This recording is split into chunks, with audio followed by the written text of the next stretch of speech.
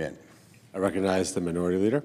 Mr. President, Donald Trump's war with Iran grows more confusing and more contradictory by the day. Yesterday, Trump suggested without any explanation that, quote, "I think the war is very complete, pretty much." But this morning, Pete Hegseth stood before the camera and announced that today will be the most intense day of strikes yet. He said that today's activity will, quote, "involve the most fighters, the most bombers, the most strikes." Well, which is it? Is the war ending, or are we on the brink of the worst fighting yet? How is it possible that Trump and his cronies can't make it 12 hours without contradicting themselves about this war? It's incredible. Never seen anything like it. A war, serious, putting our soldiers in harm's way, costing billions which should be spent on reducing our costs here overseas, and they don't even have a rationale. They keep contradicting each other and contradicting themselves. Yesterday, President Trump was also asked whether the war is, quote, "very complete," as he said, or is it just at the beginning, as Hegseth says? Well, do you care to guess the president's answer? He said, "I think you could say it's both." He said it's both. He said it's the beginning of building a new country. Those words, by the way, sound a lot like regime change to me, which Trump and others have denied as their goal. Donald Trump is clueless. He has no earthly clue what he is talking about. Something pops into his head, he says it. The next day, something pops into his head that's contradictory, and he says it even though the two things are totally at odds with each other. He doesn't care about the truth. He doesn't care about the soldiers he's put in harm's way. He doesn't care about the billions of dollars we're spending here while people are demanding that he spend them on lowering costs. He can't articulate a plan or a vision because he has no plan or vision. And the statistics show that this is the least popular war at the beginning of any war this country has engaged in. Donald Trump doesn't even seem to know whether or not the country is at war. It's as if he wakes up in the morning and decides right then and there what the plan is going to be. Donald Trump is risking the lives of our troops, the safety of the American people, the stability of the world economy, based on whims, based on feelings, based on contradictions. It's dangerous. It's incompetent. It's sort of like a second grader running this war. Donald Trump's also a liar. He claims that Iranian Tomahawk missiles were responsible for the bombing of an all-girls school that killed 170 people, including many children. Iran doesn't have Tomahawk missiles, Donald Trump. The claim is beyond asinine. Again, he says whatever pops into his head, no matter what the truth is. And we all know he lies, but on something as formidable as this, it's appalling. No other leader in the administration, not even Pete Hegseth, who does whatever Trump wants, is claiming Iranian missiles did this. Trump is lying through his teeth. So, this morning I will be demanding a full, independent, and transparent investigation to get to the bottom of what happened at this school and why so many innocent civilians were tragically killed. There needs to be accountability. Meanwhile, Trump's addiction to chaos is coming back to haunt the United States. The most formidable weapon Iran has right now is the Strait of Hormuz, which today is effectively shut down. And now, thanks to Donald Trump's lack of foresight, Iran has a new, even more radical, even more hostile supreme leader who will not be inclined to give up leverage over the strait. That's the one weapon that Iran has where it can be, unfortunately, be successful. The result? Oil and gas prices are soaring across the world, including here in America. A barrel of Brent crude shot over $100 a barrel yesterday. That got Trump to say his contradictory things to try and bring the price down. It came down a little, but not much. The average price of 1 gallon in the United States is $3.54. That's a 17% increase since the start of the war. Yet Donald Trump says, if it rises, it rises. He says, it doesn't really affect us. What a clueless thing to say. Has Donald Trump ever filled his own tank in his life? Has he any clue of what people go through when the price of gas goes up? Maybe billionaires like him don't have to worry, but for the rest of us, his war with Iran means more inflation in America. And not just in gasoline, but airline tickets will go up because the price of fuel for the airlines. Food prices will go up because of the price of fertilizer. It'll cut across the board, as we've seen before when oil prices go up. Donald Trump is causing chaos in our economy. Finally, Donald Trump, Pete Hegseth, and Marco Rubio owe the American people some answers. The administration needs to come before Congress and testify in public hearings under oath as to why our troops are fighting and dying in the Middle East. This morning, I'm joining with a group of my colleagues to demand just that they come before Congress and testify in public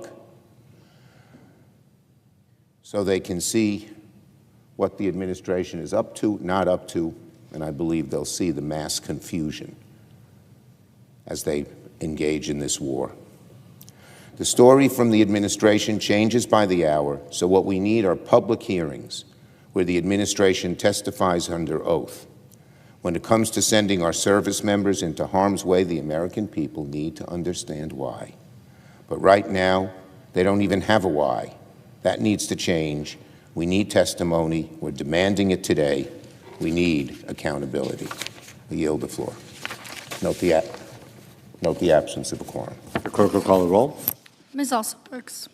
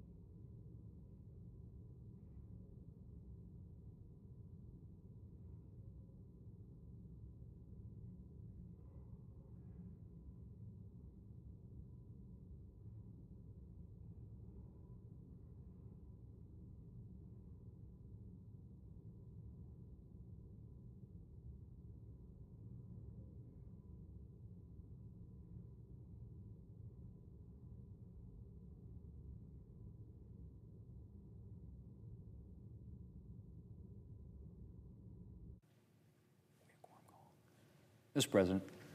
I recognize the Majority Leader. Thank you, Mr. President. Mr. President, I ask unanimous consent the quorum call be dispensed with.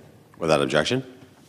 Mr. President, home ownership, that quintessential part of the American dream, has become increasingly unattainable for a lot of Americans.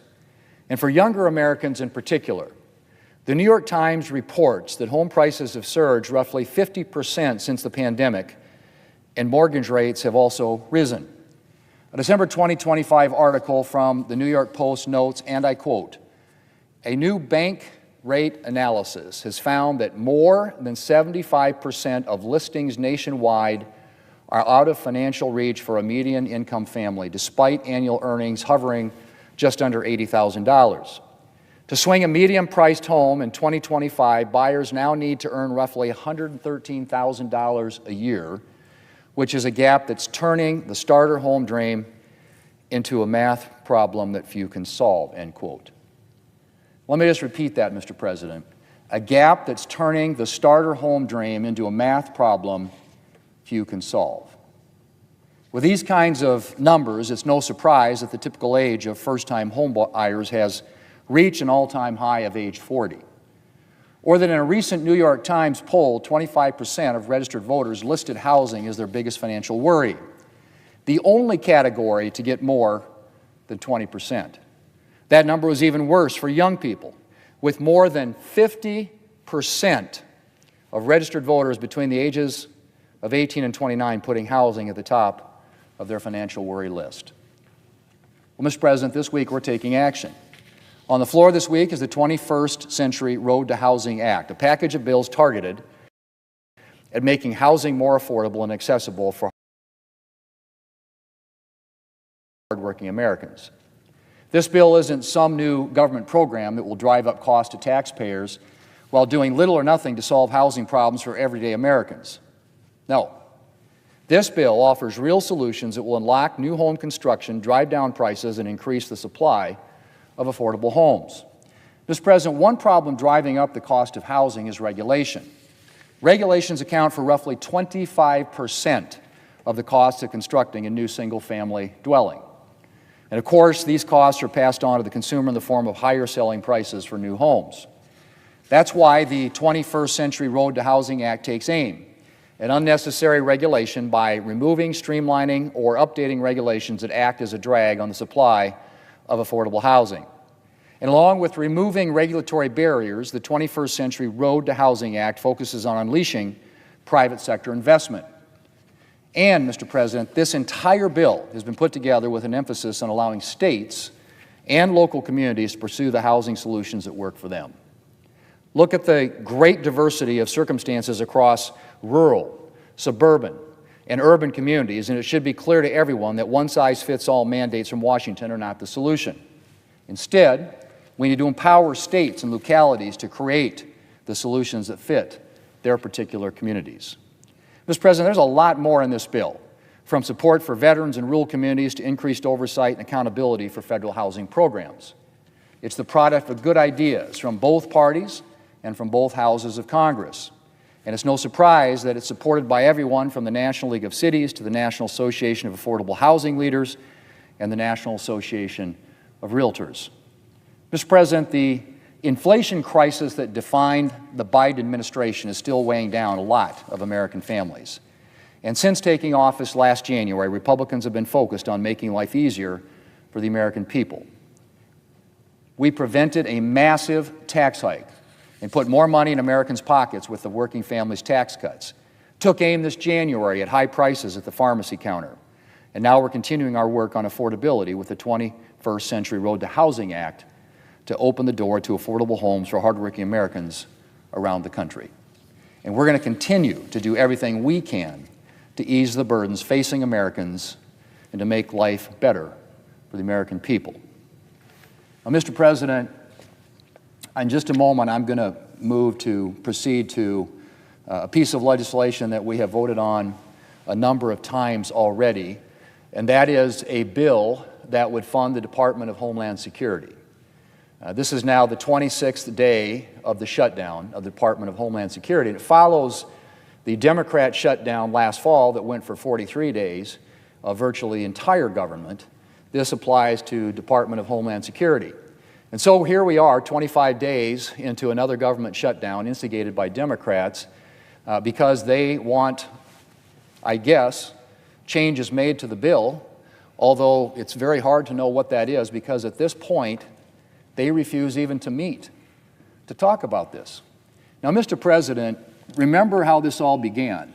The Department of Homeland Security Appropriations Bill was negotiated by both the House and the Senate, Republicans and Democrats, and it passed out of the House of Representatives. So it comes over here to the Senate, a bill negotiated by Democrats in the Senate, along with our Republican colleagues on our side, and our colleagues in the House of Representatives, and the White House. So we had an agreed upon Department of Homeland Security Appropriations bill. And then what happened? Well, the Democrats decided they didn't like that bill anymore, decided to walk away from it, wanted to renegotiate it. After all that negotiation, which included, I might add, reforms that they had requested, specifically as they apply to ICE, including body cameras, $20 million in there for body cameras, de-escalation training, additional oversight of ICE activities, a whole range of things were included in the base bill. It's the bill that we will be voting on later this week again, unless they decide to actually come to the table and negotiate. So it had all that input from Republicans, Democrats, reforms requested by Democrats, passed out of the House, comes over here to be picked up and passed by the Senate. Senate Democrats say, oops, sorry, we're not for this anymore. We want to renegotiate. So in that context, the White House and Senate Republicans have made good faith efforts to submit proposals, additional ideas that the Democrats had put on their long wish list, which was about 15 items, some of which were not doable. I mean, there are certain things on there, obviously. Anytime you're trying to negotiate a deal, you're not going to get everything you want, right? Well, the Democrats had a long list of things, demands that they had wanted, and so Republicans agreed to sit down. The White House, to their credit, has submitted now multiple efforts. The most recent one has not been responded to by the Senate Democrats. But what makes this even more stark, Mr. President, is you have now agencies of government with employees who aren't going to get paid that perform important national security functions. Cybersecurity. You think that's not a problem in a dangerous world? Border Patrol. Customs and Border Protection, Border Patrol. They're not getting paid. TSA, people are starting to travel. They're hitting the airport and the lines are getting longer and longer and longer. Coast Guard. FEMA, the agency that responds to disasters around this country and has virtually run out of money, is also part of the bill that the Democrats are holding up. Now, Mr. President, all that is bad enough and frankly shameful if you think about it, given what's at stake for this country and for our national security, for our border security, for security in our communities, for disaster assistance, for our cybersecurity. Those are all things, Mr. President, aren't being funded because of the Democrat shutdown, which is bad in and of itself. What makes it even worse is they are now saying they don't even want to sit down and talk. Overtures were made yesterday to the ranking Democrat on the Senate Appropriations Committee. Countless overtures have been made to the Democrat leadership, and they have basically said, sorry, we don't want to talk. So here we are in the 26th day now of a government shutdown instigated by Democrats after they had agreed to the very bill that they are now opposing, and are now opposing even sitting down and talking and negotiating on the things they say they want. Explain that one. Mr. President, this is borderline obnoxious. This is indefensible, it is unjustifiable, and there are American people who are going to hurt as a result of this, and those already who work at these agencies, some 120,000 at one agency alone, that aren't going to get paid, who perform critical security missions for this country to keep the American people safe. I don't get it. I really don't. You want reforms? Our side, the White House, have been willing to sit down, have given a number of the suggestions the Democrats had, in addition to the things that were in the original bill that they had negotiated and agreed to, which included reforms, like I said, $20 million for body cameras, de-escalation training, oversight of ICE. There have been a number of additional things the White House has been willing to work with the Democrats on. Tom Homan, who's been sort of on the lead in terms of what's going on out there as far as the enforcement issue is concerned, has offered up himself and been willing to talk about some of these requests that Democrats have. But frankly, Mr. President, it's hard to get to a solution when you have one party that refuses to even sit down and talk. This is kind of a new low, really. There are certain things the American people, I think, expect of their elected officials, one of which is to continue the basic functioning of the government, funding government agencies, especially government agencies that have critical national security missions. And what makes it even worse, Mr. President, is we have tried now on countless occasions to buy additional time to allow for the negotiations to continue and to fund those agencies, at least temporarily, until there is a permanent solution in place. We have now twice come down here on the floor and asked for a continuing resolution meaning a funding mechanism that will allow these agencies to function and these employees to get paid until such time as there actually is an agreement. And they have objected to that both times. So we're going to try again. I'm going to move to reconsider, and we will have another opportunity to vote on that proposal, the original proposal, negotiated by House and Senate, Democrats and Republicans, unless, between now and the time we vote on this, they decide to engage in conversations and discussions, and we do arrive at some agreement that would enable us to actually fund the government and perhaps include some of the things that the Democrats want included. But you can't do that if you're not at the table. You can't do that if it's a one-sided negotiation. And it's pretty clear at this point that's what we're talking about here. There's no question, Mr. President, about, sometimes there is some who's shutting down the government. My impression in this case, at least, is that the Democrats view this as a political issue and some sort of a political winner for them. Otherwise, I can't explain why they won't even sit down at the table and negotiate. Not about politics, Mr. President. This is people's lives we're talking about. These are jobs, these are livelihoods, these are families. And the mission, which is protecting the American people, keeping this country safe and secure, there is no higher one. You want to shut down Department of Homeland Security, the department that is tasked with defending the homeland. Those people aren't getting paid, those programs aren't getting funded, and those functions aren't being performed by the people that we asked to do that job. So, Mr. President, I'm going to move to proceed to calendar number 311, H.R. 7147. The clerk will report. Motion to proceed to calendar number 311, H.R. 7147, an act making further consolidated appropriations for the fiscal year ending September 30th, 2026, and for other purposes.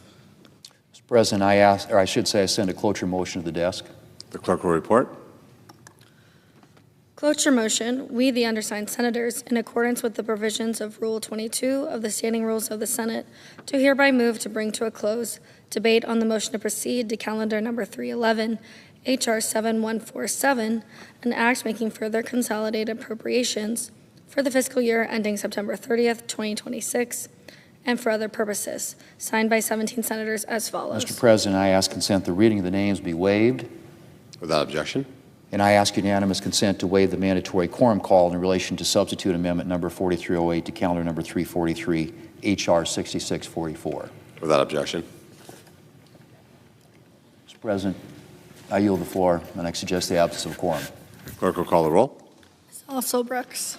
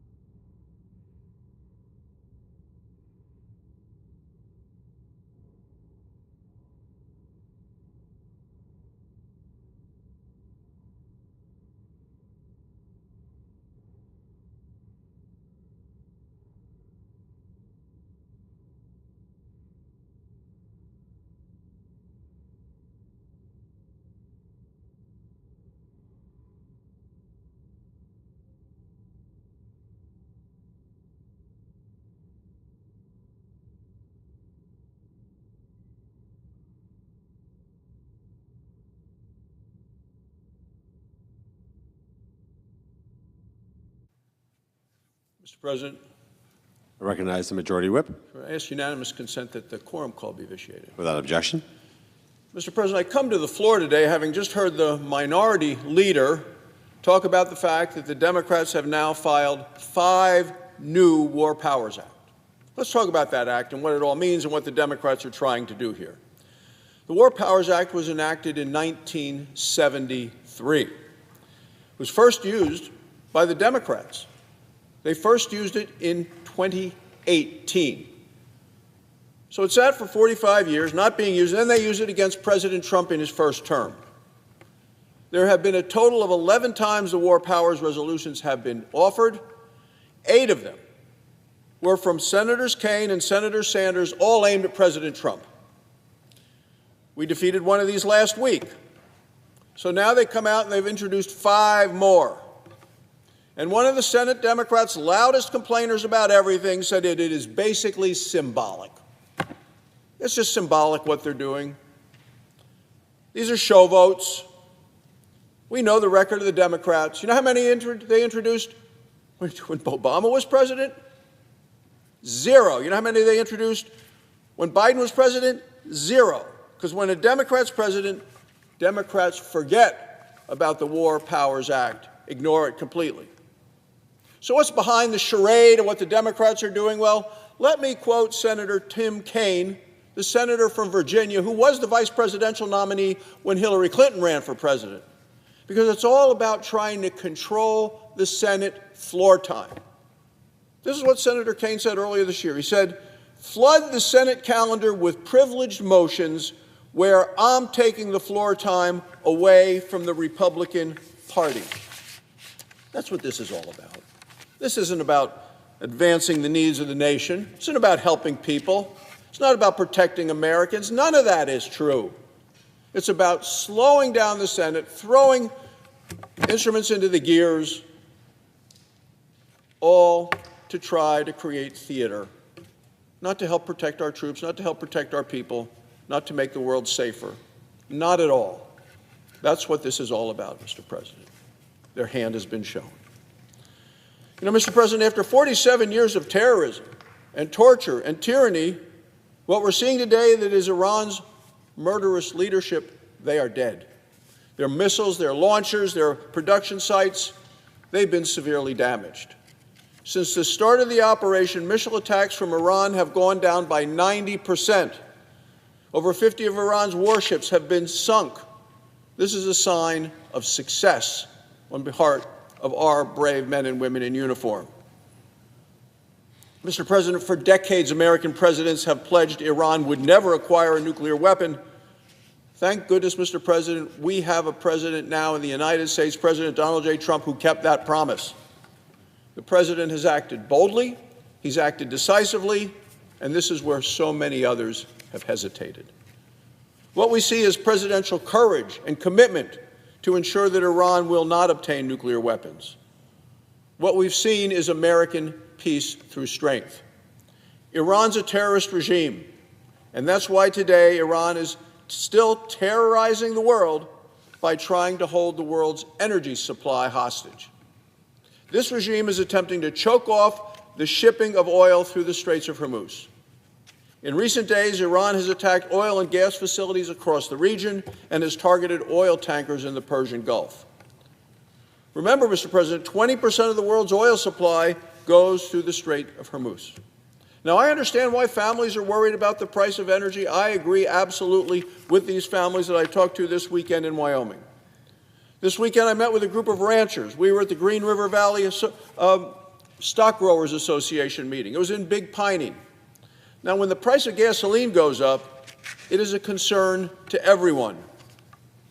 And not just because they produce the food when energy prices are higher. So we need to do everything we can to make sure we can get down the price of energy for people not who just drive, but who produce in this nation. And that's why Republicans are taking action now to lessen the pain. Fortunately, America's once again energy dominant. It wasn't that way in the past, when American energy producers were being attacked by the Democrats. Mr. President, Wyoming is America's energy breadbasket, and we are no longer utterly dependent on the Middle East for energy. We were in the past, but not anymore. And that's because of Republican policies that unleashed American energy, and we have it in abundance.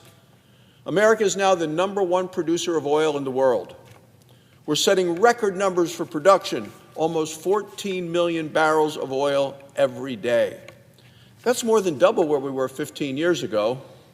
Now, with respect to what's happening in the Persian Gulf, there's no questions. Prices are going up, and Republicans are working to bring the gas prices back down quickly And I believe we're in a strong position to do it because of the energy dominance agenda that we have. At the same time, President Trump is determined to get energy flowing again in the Middle East. He's announced the United States will provide risk insurance to oil tankers in the region. He also announced that the U.S. Navy will escort cargo ships if necessary. You know, this is very similar to what President Ronald Reagan did in the 1980s. It worked then, and it's going to work now. The president's dynamic actions are going to get prices back down, and what he is doing in the long run is going to keep prices down. The real loser, of course, of this is what's happening in Iran right now is communist China. China is one of Iran's biggest allies and enablers. It buys most of Iran's oil exports, and it buys them at a discount. It buys them at a discount because it's buying them on the black market. So China's been getting massive amounts of oil from Iran and paying a lower price as a result. What does Iran do? Well, it turns and uses the money to buy Chinese air defense systems and other weapons, as well as fund terrorism.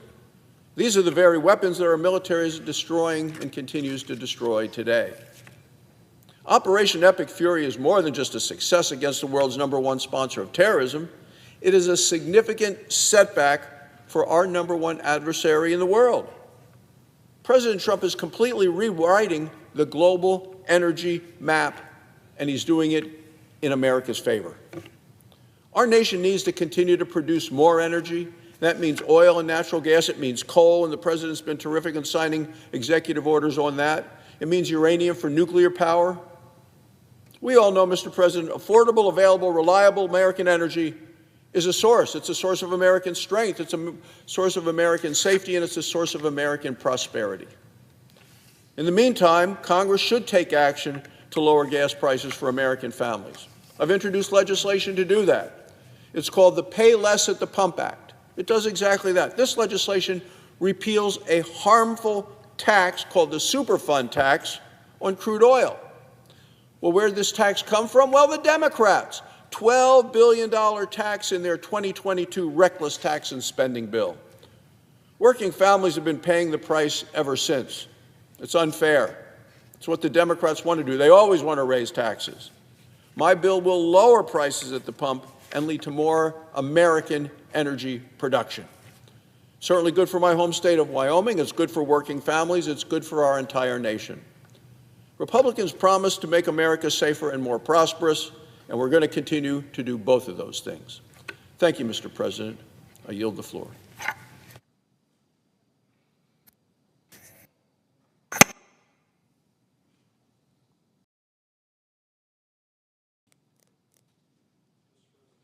I recognize the Democrat whip. Mr. President, it was October 11th, 2002, 24 years ago. There was a vote on this Senate floor. I was here. The vote was an important one in the history of this country, and maybe one of the most important votes I ever cast as a member of the Senate. What was the question? The question before the Senate, will we go to war? Are we ready to invade Iraq? President George W. Bush had told us that we needed to do it because Iraq had weapons of mass destruction which could obliterate our allies and friends and eventually threaten the United States. The vote took place about midnight. The floor was full because of the importance of the vote. I remember it well. 23 of us voted no. 1 Republican, Lincoln Chafee of Rhode Island, and 22 Democrats. 3 of us who voted no that night are still here, 24 years later. We invaded Iraq. What did we find? No weapons of mass destruction. None. They searched long and hard because the intelligence agencies had told us they were there and a threat to the United States. We stayed in Iraq for year after year after year afterwards. 4,500 American lives were lost in that war in Iraq. I remember going to visit Walter Reed Hospital, meeting the veterans who came back from Iraq. Most of them had lost a limb because of IEDs. There were terrible stories of what they had endured, and some of them had scars from that war that they would never, ever live down. There were many heroes, too, among our military. They did their duty. Their commander-in-chief said, we're going to invade Iraq, and they did. One of those was my colleague in the United States Senate today, Tammy Duckworth, who was a member of the Illinois National Guard, was a helicopter pilot, shot down over Iraq, and suffered serious wounds and injuries as a result. I don't take anything away from the soldiers, the airmen, the sailors, those in the Coast Guard who did their duty. But the reason we had a vote was because we said the American people have to decide whether their sons and daughters will fight this war. This isn't an idea that just comes to us new. This idea is written right here in a little book called The Constitution of the United States. Article 1, the powers of Congress. Section 8, the power to declare war is given to Congress. Now, the senator who just spoke from Wyoming is a friend of mine, but I disagree with what he said. I do believe the American people have a constitutional right to make the decision as to whether their children will be called on to fight a war. That's not too much to ask. We're now engaged in a war, which by definition changes by the day. There have been at least 7 different explanations by this White House as to why we're fighting this war. Yesterday, the President of the United States, in the chaotic manner which has become so typical of him, at one time said it's going to be a very short war in duration, and then later in the day said we'll make it a longer war, we'll fight to the finish. We don't know where he is on this or so many things. He's an impulsive commander-in-chief. I can't think of a worse combination. That is the reality. So when senators come to the floor and want to have an open debate about the war in Iran, which we're currently engaged in, I'll vote yes every time. I believe the American people have an obligation to step up and make the decision publicly as to whether or not this is going to fight a war that's going to last for a long period of time. The way they do it is through senators and members of the House. To say that any president can take us to war at any time is foolhardy. We learned that in Iraq. We shouldn't have to learn it again in Iran. Mr. President, on a different topic completely. On Sunday, President Trump said he would not sign any legislation until Congress passes a bill that I believe threatens to disenfranchise millions of Americans, to take away their constitutional right to vote. Amidst a war in the Middle East and DHS funding negotiations, the President of the United States now insists that the Save America Act should be our #1 priority, our only priority. He made it clear. Don't let the name of this bill fool you. The Save America Act would not protect our elections. Instead, it would make it more difficult for millions of Americans to vote. So to start with, it is already illegal for non-citizens to vote in the United States. President Trump and his followers would have us believe that is commonplace, and that's why he, quote, lost the election a few years ago. Election officials are required to verify now, under the law, all registered voters' citizenship status. The system works.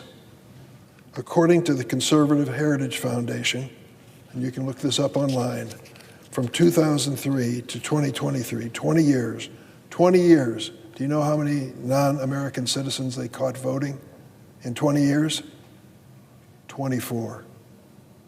24 people not voting, who were ineligible for voting in a 20-year period of time.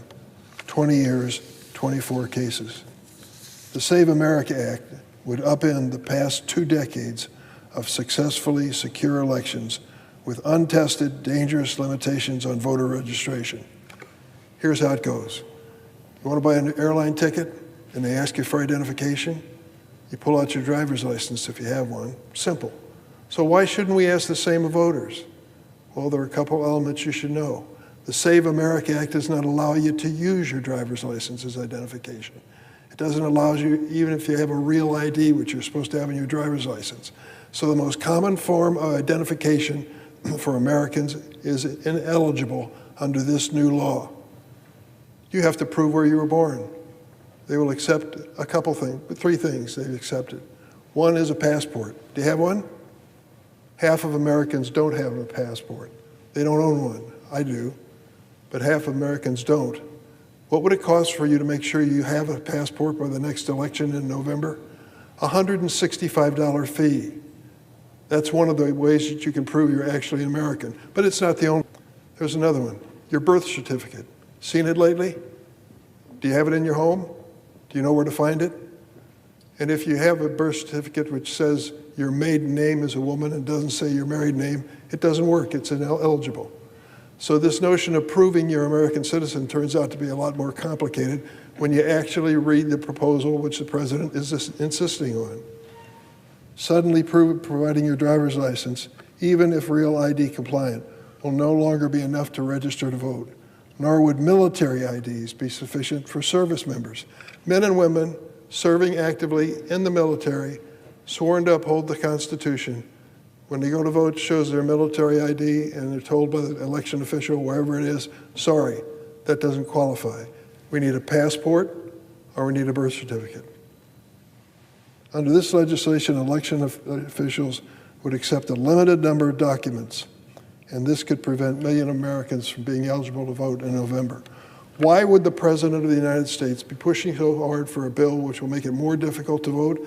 Because he's worried as hell about the outcomes of this election. He thinks he's going to lose, and he believes that more and more people who have limited access to the identification required by this, who don't own a passport, don't have a birth certificate, are going to be eligible to vote and help his chances of winning the election in November. It is that simple. Tens of millions of married women who took their spouse's last name are going to have to spend the time and the money to obtain an amended birth certificate if your state allows you to have one. Why are we making it so complicated? Excuse me. As I said earlier, the incidence of fraud over the last 20 years, 24 cases of fraud in the United States of non-Americans trying to vote. 24 times in 20 years, the millions and millions of votes has been cast.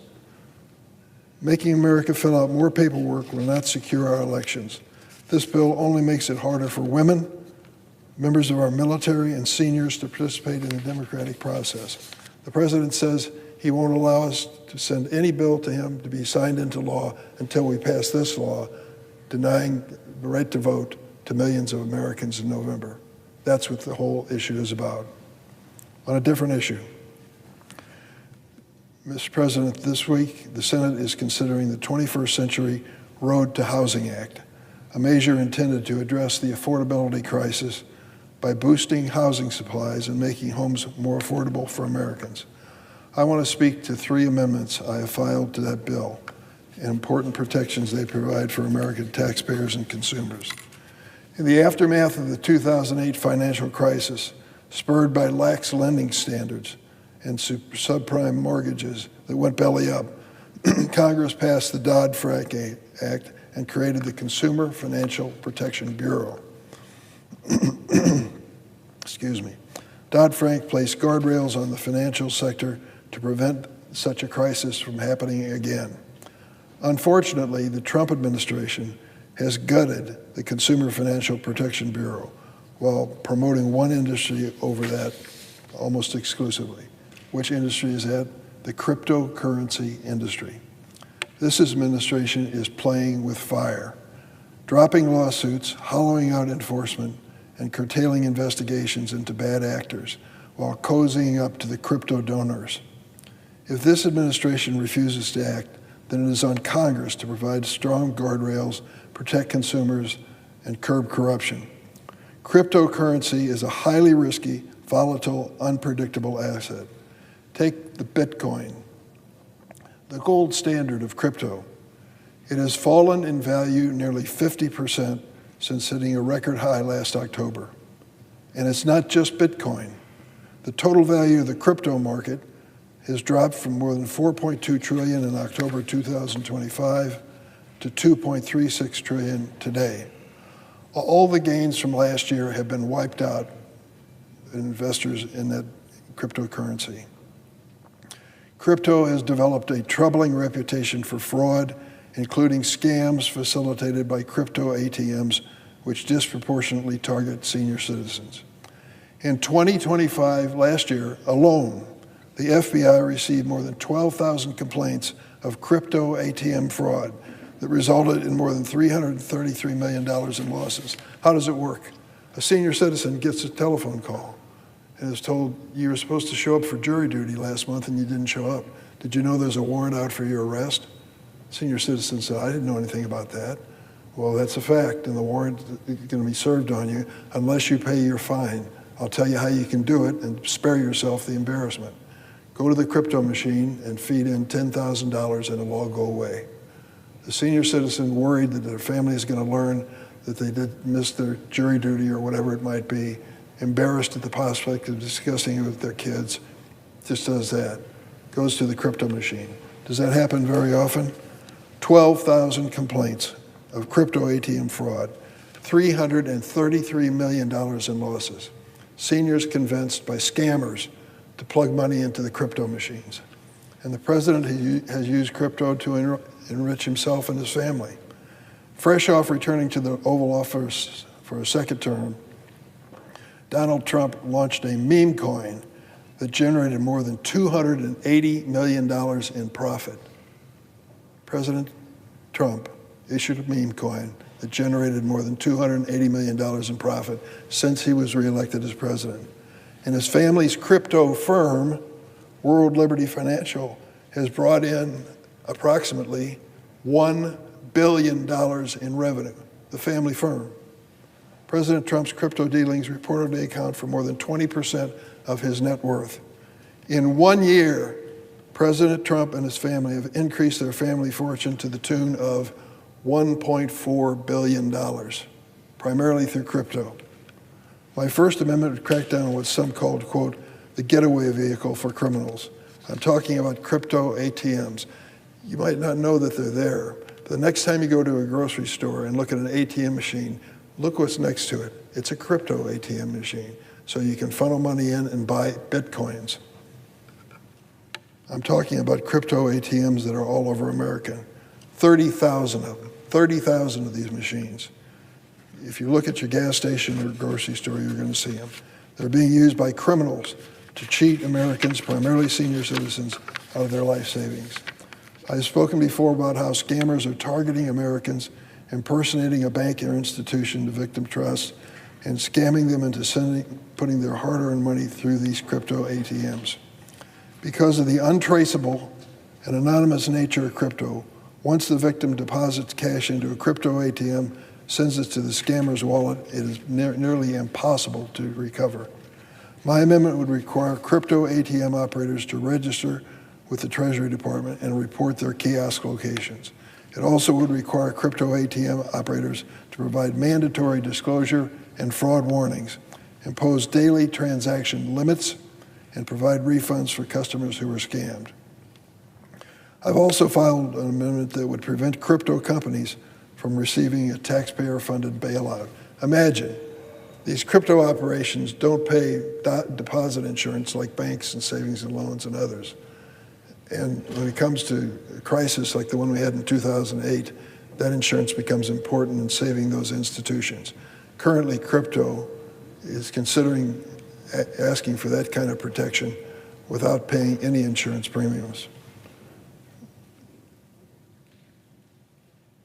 If and when a crypto crash occurs, American taxpayers should not be the ones on the hook for these crypto ventures that are owned by President Trump and his family. 2 in 3 Americans oppose a government bailout of the crypto industry, while only 9% support one. My colleagues on the other side of the aisle talk a lot about 80-20 issues. This is a 90-10 issue. There should never be a taxpayer bailout for crypto. I've also raised serious concerns about the Trump administration exposing the retirement accounts of millions of Americans to crypto. And you cannot discuss retirement security in the United States without mentioning Social Security. While the Social Security trust funds can only invest in government bonds, I have filed an amendment to make it explicitly clear that the trust funds cannot currently and can never invest in crypto. Social Security ensures our seniors have food on their table and close on their backs. It is backed by U.S. Treasury bonds, the safest asset in the world, because there's a full faith and credit of the United States backing it up. If the trust funds were exposed to the volatility of the crypto market, the financial security under Social Security that our seniors depend on could be pulled out from under them, rising and falling with the swings of this risky asset. Here's the bottom line. Do we want to expose the bedrock promise of Social Security to risky assets like crypto? If your answer is no, I hope you'll support my amendment. It is past time that we put common sense guardrails in place to stop fraud and corruption in the crypto industry. When the Genius Act came up for a vote last year, I voted no because it gave Congress's blessing for President Trump and his family to further enrich themselves with very limited protection for consumers. As Congress considers market structure legislation, I intend to submit these amendments to the bill to fully place meaningful guardrails in this industry. The American consumer is not aware of what's going on with crypto. It's time for them to open their eyes. I yield the floor.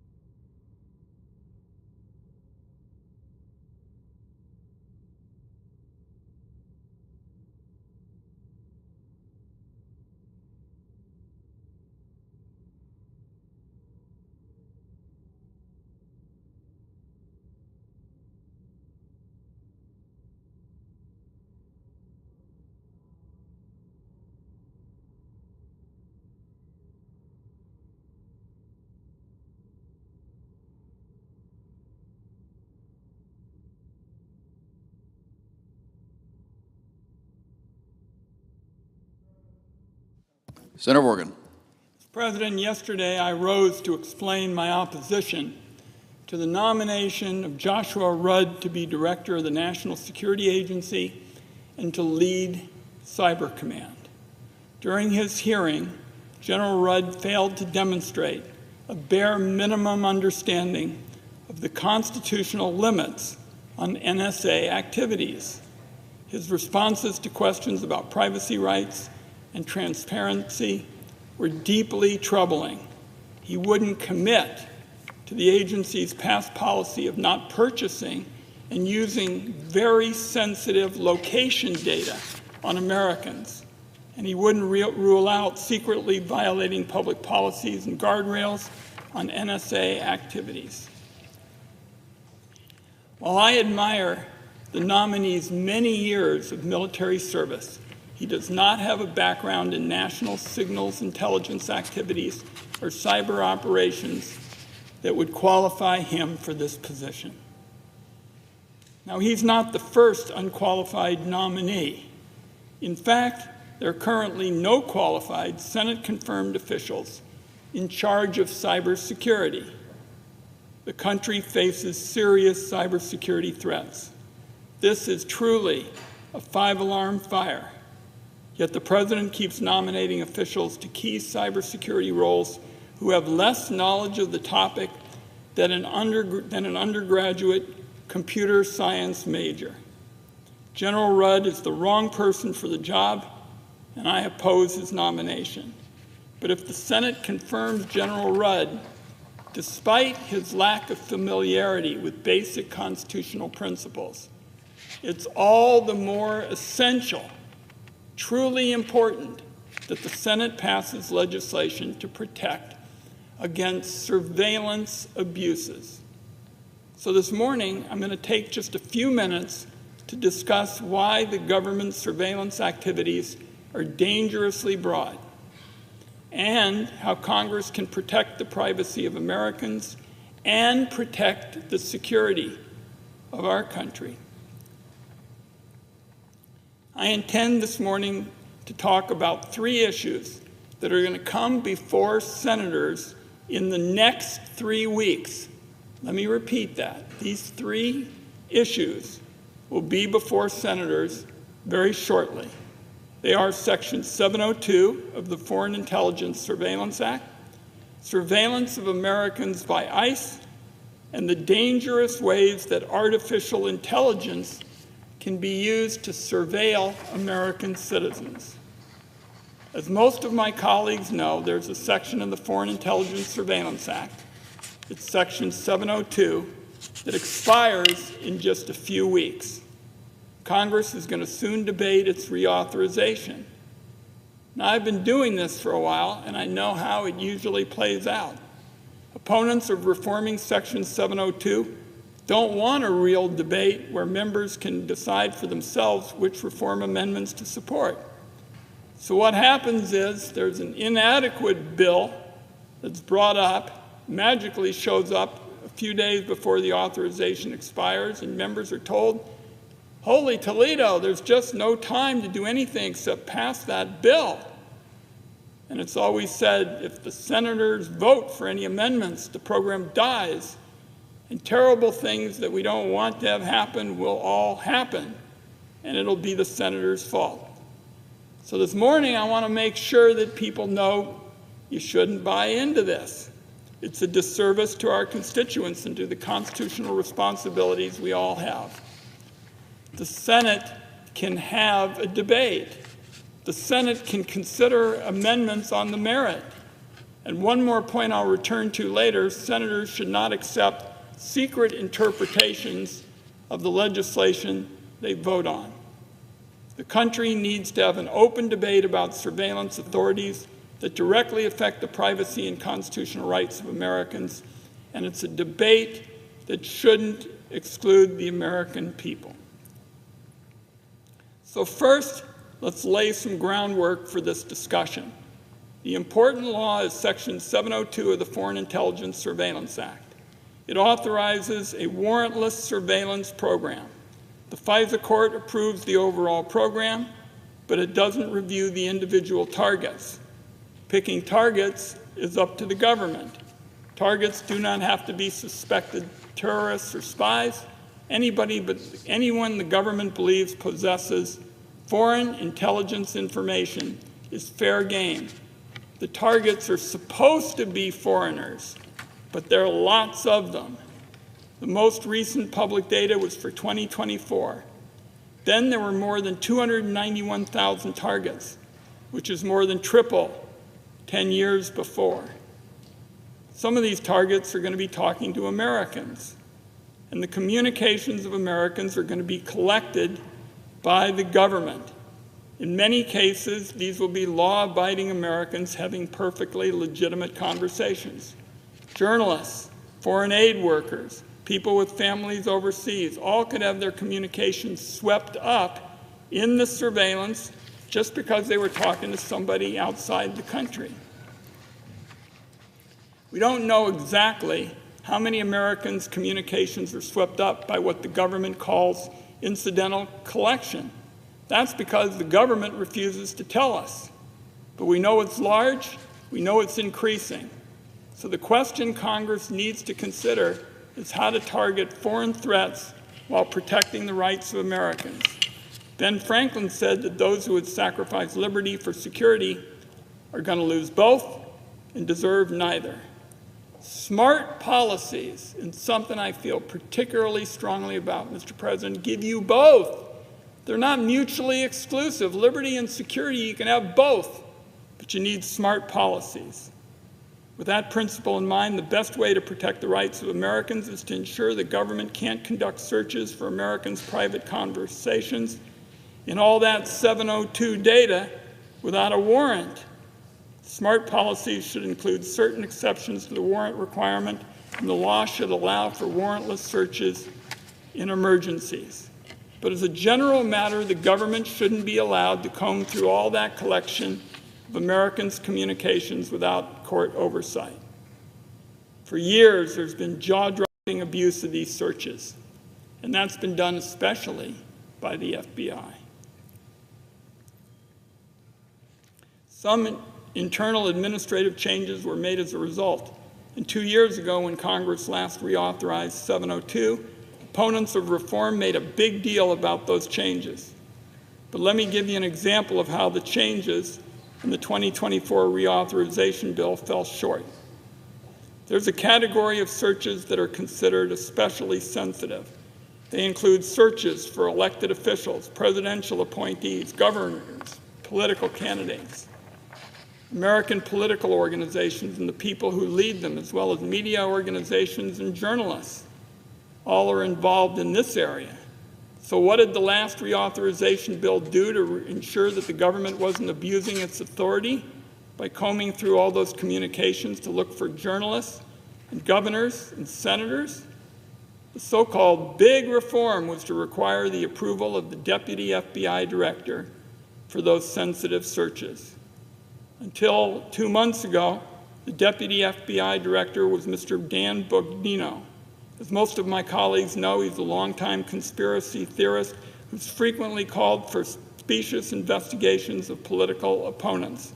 This is the man who the President and the U.S. Senate put in charge of these very sensitive searches. His replacement as Deputy Director, Andrew Bailey, is another highly partisan election denier who recently directed a raid on a Georgia election office to justify the conspiracy theories of the Trump administration. I don't know about my colleagues, but this so-called reform doesn't make me feel better.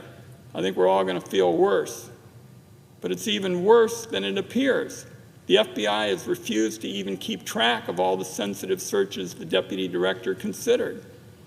The Inspector General urged the FBI to just put this information into an easy spreadsheet, and they refused to do that. That, Mr. President, is exactly how much the FBI does not want oversight. There are a lot of other reforms desperately needed to 702. Later this week, Mr. President, I will be introducing bipartisan, bicameral legislation to enact critical reforms to government surveillance, including 702. I'm not going through all the reforms today, but this is a bipartisan, bicameral effort, and I especially want to point to a new provision of 702 that urgently needs to be repealed. 2 years ago, during the last reauthorization debacle, something really bad happened. Over in the House, existing surveillance law was changed so that the government could force anybody with access to communications to secretly collect those communications for the government. As I pointed out at the time, that could mean anybody installing or repairing a cable box, anybody who was responsible for a Wi-Fi router. It was a jaw-dropping expansion of authorities that could end up forcing countless ordinary Americans to secretly help the government spy on their fellow citizens. When the provision was introduced, the Biden administration knew it had a problem. This was such a dramatic and disturbing expansion of Section 702 that the Biden Justice Department had to promise it would only use these authorities in certain narrow situations. My colleague from Virginia, who's my seatmate on the committee, acknowledged that the law, as written, is badly flawed, and he vowed to his credit to fix this overbroad provision at the earliest opportunity. Unfortunately, it has not been fixed yet. The Biden administration refused to tell the public when it would use this dangerous, incredibly broad provision. The Trump administration certainly isn't providing any details about it. So Congress isn't having a real informed debate about this staggering provision and whether this vast and dangerous expansion of surveillance is justified. I can tell you my view, this expansion of the government's authority is not justified, and even if it were narrowed to the circumstances the Biden administration described in secret, I believe it's time to get rid of the provision. But here's the other thing. Whatever secret promise the Biden administration made about using these unchecked authorities with restraint, the current administration isn't going to feel bound by that. So whatever the previous administration intended to accomplish with the provision, there's absolutely nothing preventing the current administration from conscripting the cable guy, tax support men and women, and others to secretly spy on Americans. The past 15 years have shown that unless the Congress has an open debate about surveillance, the laws that are passed cannot be assumed to have the support of the American people. That's fundamentally wrong. And right now, the government is relying on secret law with regard to Section 702 of FISA. Now, I already mentioned that the provision that was stuck into the last reauthorization bill could allow the government to force all sorts of people to spy on their neighbors. I've explained the details of how the Biden administration chose to interpret it and how the Trump administration is going to interpret it, and it all is a big secret. Americans have the right to be confused and angry that this is how the government and Congress choose to do business. Now, there's another example of secret law related to Section 702, and it affects the privacy rights of the American people. For years, I've asked various administrations to declassify it. Thus far, they've all refused, although I await a response from DNI Gabbard.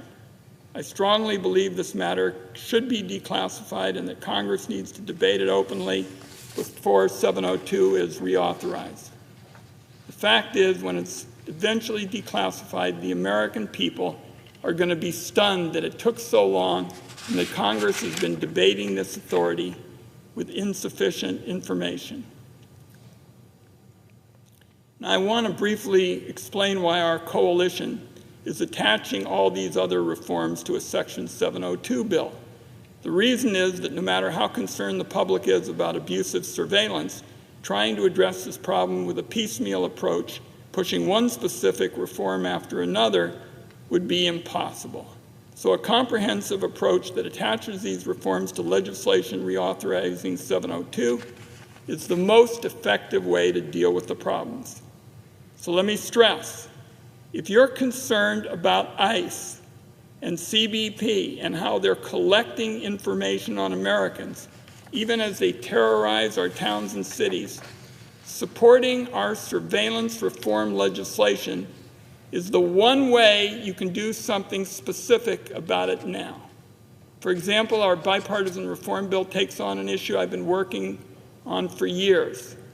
It's the government's purchase of private information on the American people from one of the sleaziest industries in America, which is the one run by the data brokers. Both ICE and CBP have purchased and used Americans' location data, highly sensitive information that can reveal what medical clinics you go to, what protests you're involved with, and the friends and family you see. The agencies have made various arguments to justify collecting these records, including the false assertion that all Americans actually consented to location data being collected. I want to emphasize that the government in these cases bought records of millions of Americans' movements without any warrant or court oversight whatsoever. If the FBI wants to wiretap just one person's phone or to obtain a week's worth of location information about where that person went from a phone company, the agency would need to go to a judge and justify the surveillance. That's what the Constitution requires. But if the government wants to buy that very same location data about millions of Americans, the government maintains that it doesn't need anything except a credit card. In 2023, it was forced to shut down a program to purchase location data of our people to scrutiny that had been done by the Inspector General in Congress. But last year, there were public reports that it had resumed this dangerous practice, and ICE is currently stonewalling congressional oversight on it. Location data is not the only sensitive information on Americans that the government is purchasing without a warrant. Web browsing information, what websites Americans visit, is obviously very private. Just imagine the government looking over your shoulder all the time when you're using your phone. It's almost equivalent to spying on your thoughts. That's what happens when the government gets together with these sleazy data brokers. And it's not just ICE. The Pentagon, the IRS, Customs, Border Protection, the FBI, the Secret Service, all of them, Mr. President, have purchased Americans' location information or web browsing information. The government's purchase of all this private information ought to be enough. But I want to wrap up by talking about how artificial intelligence could be used on these records. Artificial intelligence tools are designed to comb through enormous data sets, find patterns, and identify behaviors of interest to the government. A few years ago, Americans may have believed that their personal information would be overlooked in an ocean of data. Now we know AI can be looking at everybody. I've been warning for nearly a decade that data available for purchase from companies is just as sensitive as information the government collects directly. Creating AI profiles of Americans based on that data represents a chilling expansion of mass surveillance that must not be allowed. As my colleagues are aware, the Trump administration decided to single out one company over the weekend for punishment because the company didn't want its artificial intelligence tool used for mass surveillance of Americans. The company's CEO said that if the government's purchase of Americans' location, web browsing, and other sensitive data is currently legal, it's only because the law has not yet caught up with the rapidly growing capabilities of AI. That, in a nutshell, is the problem our bipartisan legislation will fix. Update the law to current realities. Stop the government from buying data on Americans from sleazy data brokers. It has to be addressed in a Section 702 reauthorization bill, which Congress will actually consider. Because if legislators don't seize this opportunity, technology will just get further and further ahead of the law, and Americans will rightly have little faith that Congress is interested in protecting their privacy. So now, Mr. President, and with this thought, I'm going to close. We're considering a nominee to be the director of the NSA who refused to answer whether the government needs a warrant to spy on people in the United States. He would not commit to maintaining the NSA's policy of not purchasing location data without a warrant. He wouldn't commit to telling the American people if the NSA violates the policies and guardrails of successive administrations that was made public. This nominee wouldn't even promise to tell the Senate Intelligence Committee about these matters. I'm urging my colleagues to oppose this nomination. But regardless, I'm urging that the issues related to privacy and the rule of law raised by this nomination are considered in comprehensive surveillance reform legislation. I'm part of a bipartisan coalition, and our bipartisan bicameral bill, the Government Surveillance Reform Act, is going to be introduced shortly. I'd be glad to talk to colleagues regardless of their party and philosophy about it, and I urge them to support the legislation, and I yield back.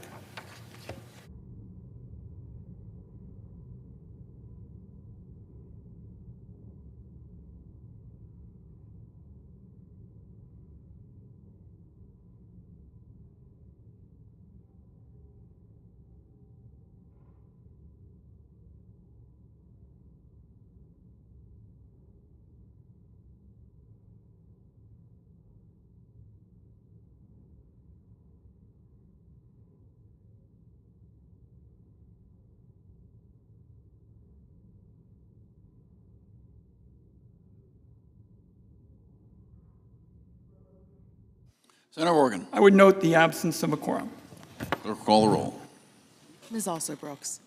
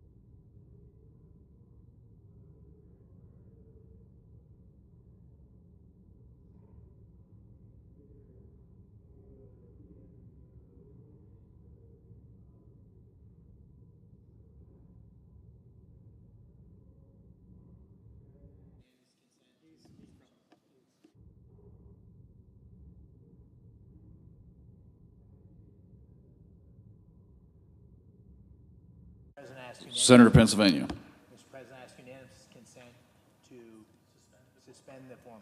Without objection. I ask unanimous consent that the roll call vote begin immediately. Without objection. Under the previous order, the Senate will proceed to executive session to resume consideration of the following nomination, which the clerk will report. Nomination, the Army, to be General Lieutenant General Joshua M. Rudd. Question occurs in the nomination. Is there a sufficient second? There appears to be. Clerk will call the roll.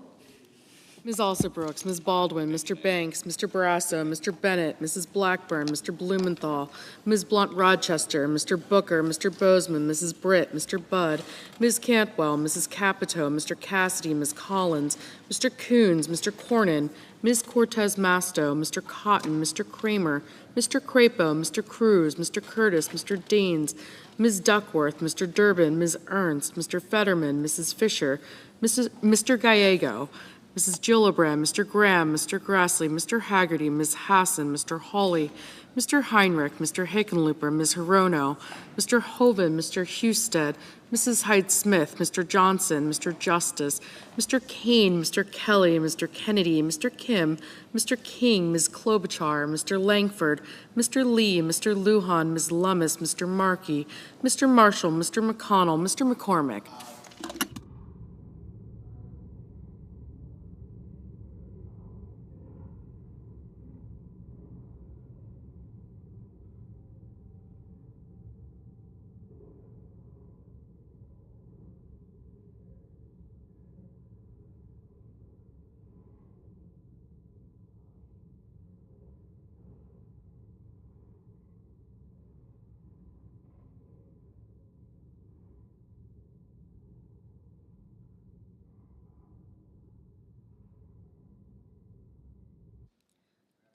Mr. Merkley.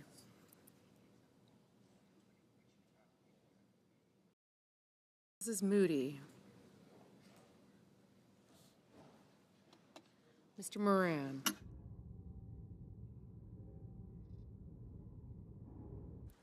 Mr. Marino.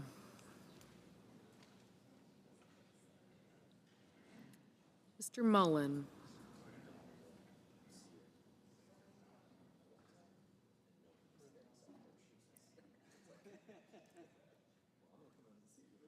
Ms. Murkowski.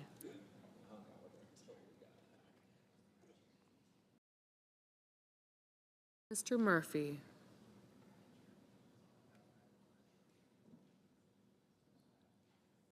Mrs. Murray.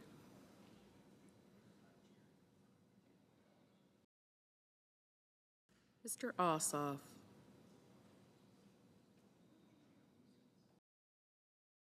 Mr. Padilla.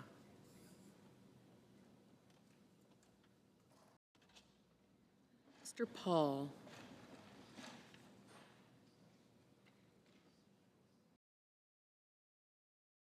Mr. Peters.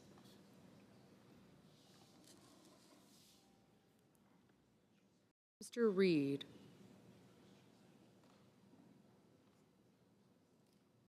Mr. Ricketts.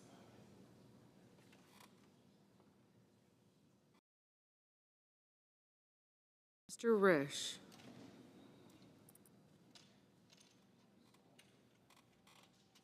Ms. Rosen.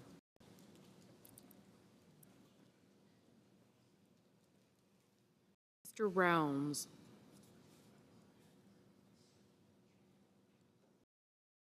Mr. Sanders.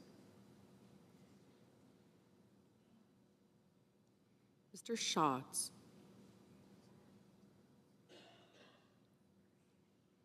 Mr. Schiff.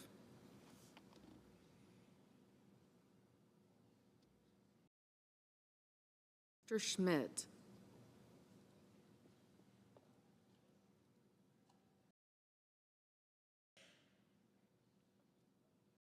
Mr. Schumer.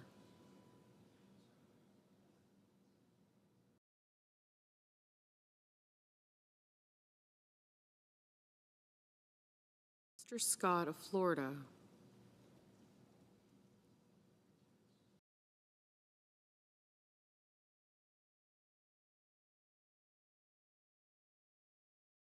Mr. Scott of South Carolina.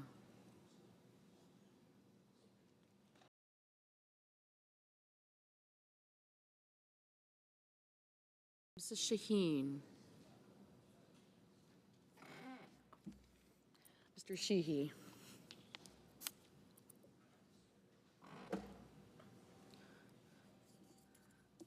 Ms. Slotkin.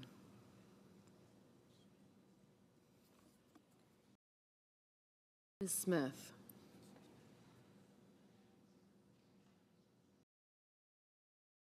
Mr. Sullivan.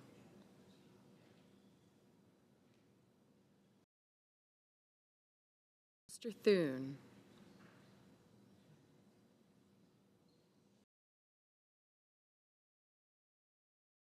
Mr. Tillis.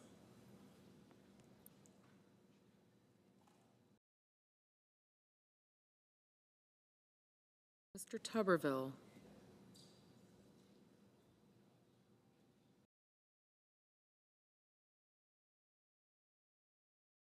Mr. Van Hollen.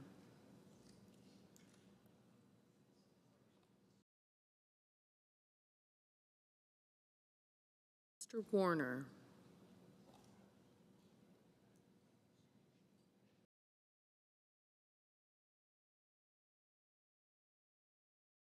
Mr. Warnock.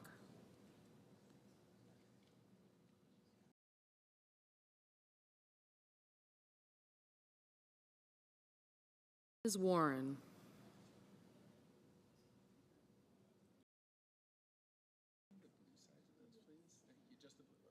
Mr. Welch.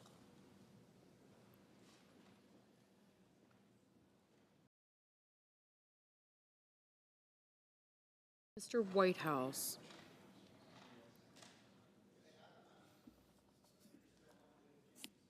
Mr. Wicker.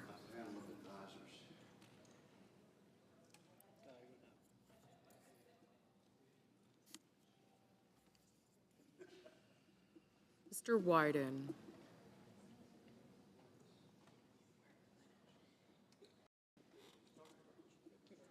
Mr. Young.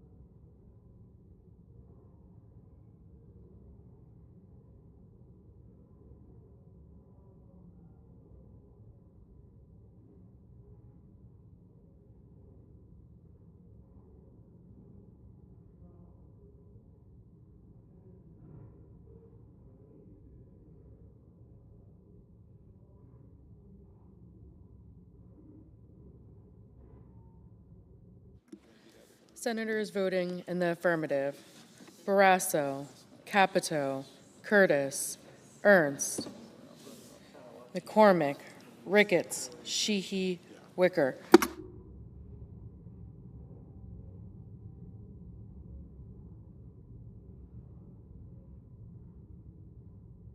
Mrs. Gillibrand, aye. Senators voting in the negative: Gaia, Wyden.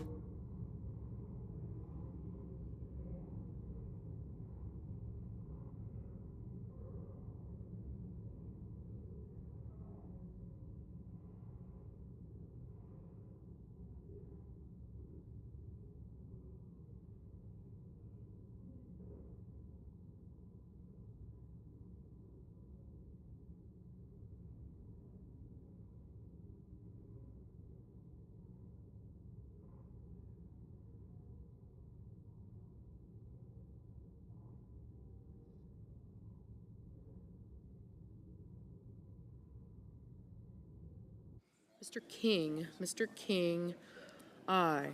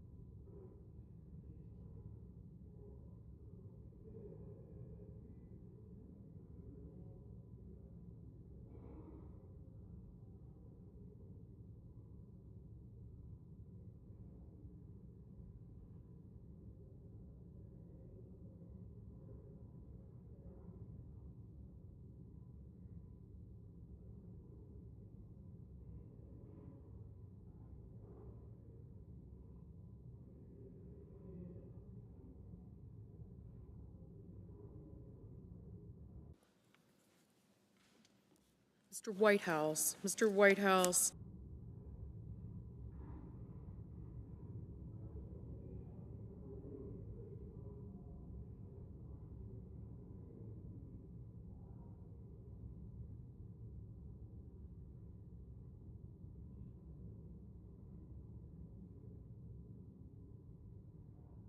Mr. Schumer, aye.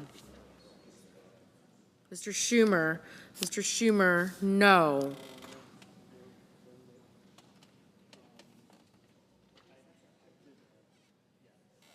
Ms. Hirono, aye.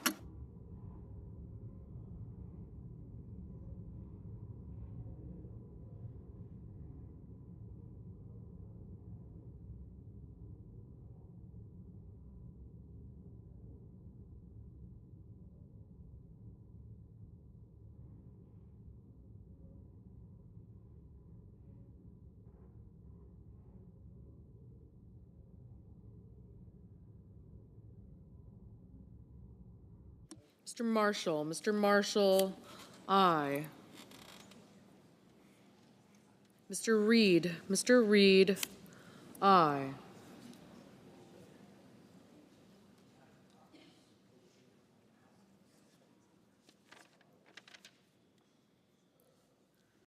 Mr. Kennedy, aye.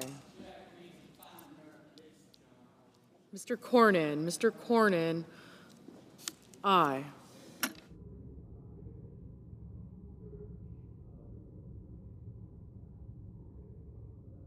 Mr. Daines, aye.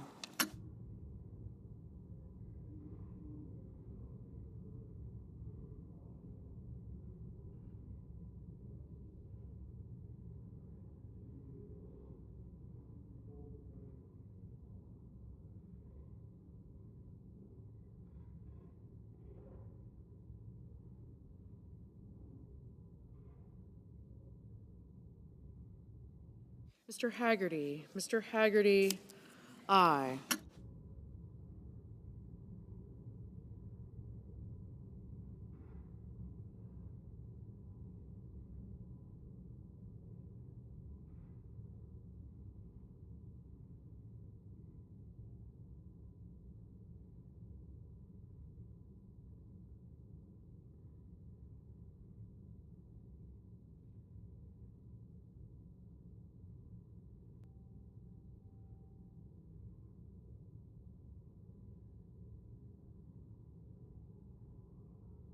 Mr. Johnson. Mr. Johnson, aye.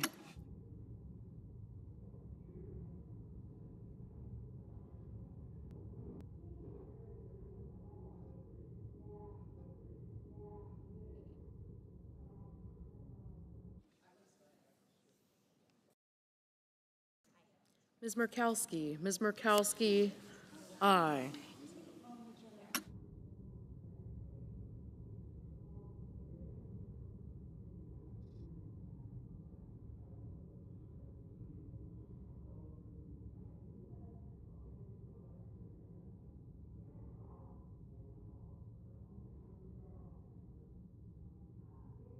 Ms. Collins. Ms. Collins, aye.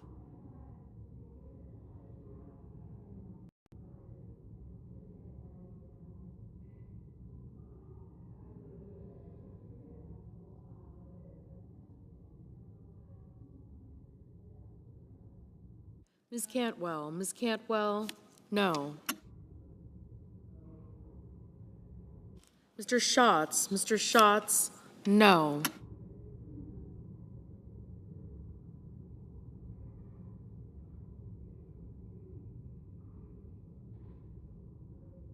Mr. Tillis. Mr. Tillis, aye.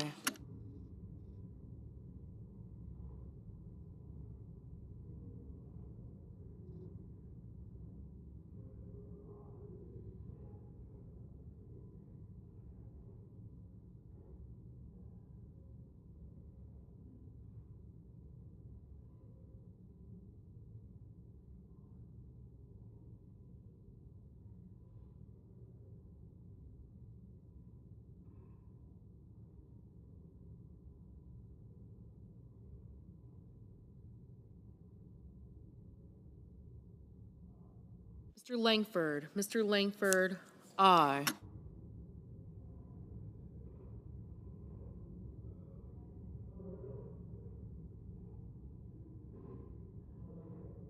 Mr. Warnock. Mr. Warnock, no.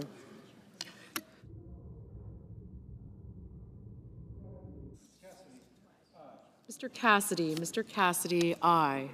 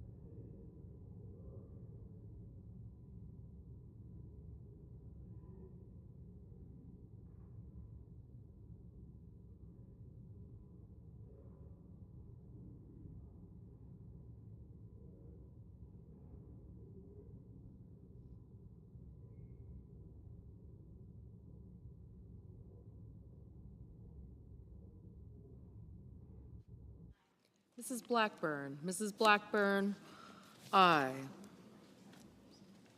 Mrs. Murray. Mrs. Murray, no.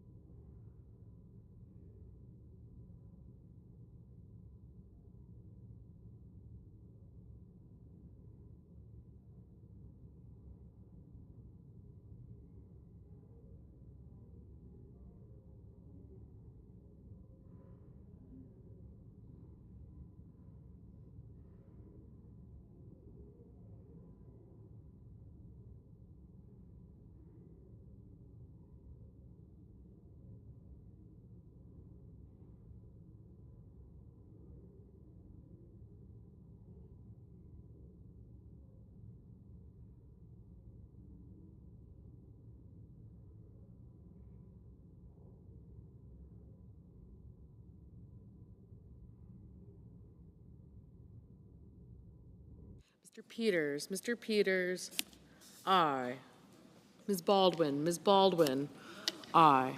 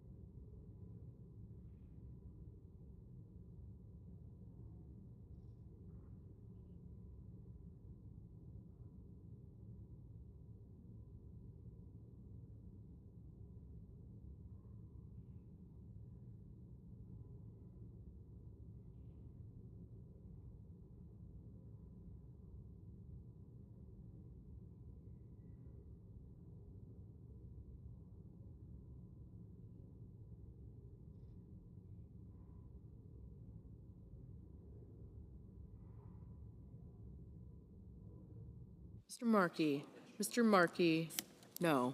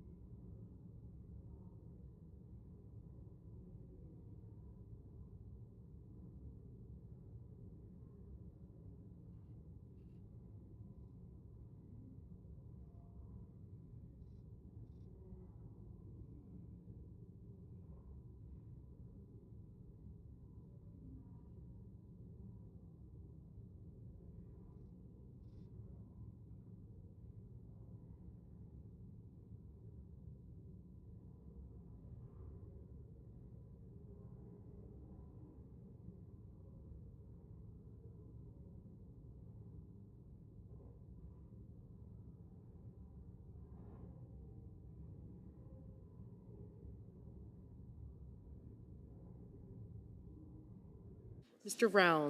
Rounds, aye.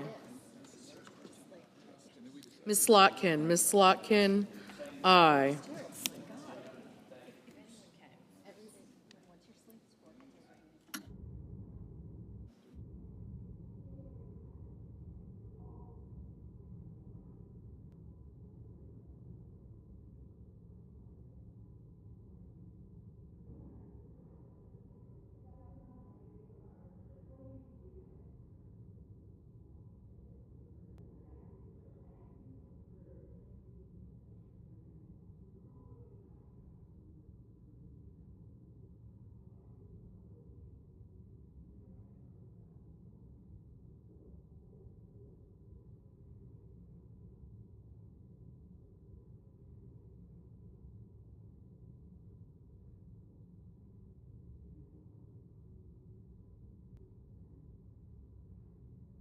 Mr. Schiff, aye.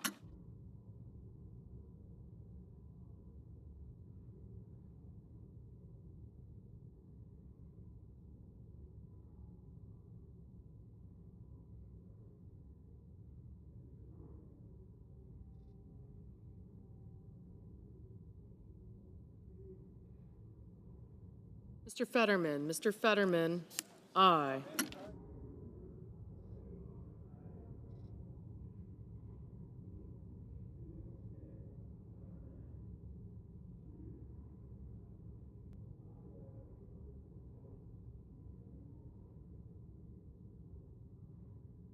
Mrs. Moody, aye. Mr. Moran,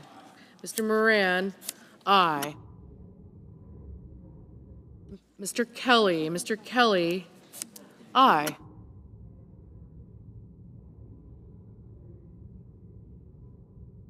Mr. Durbin, no.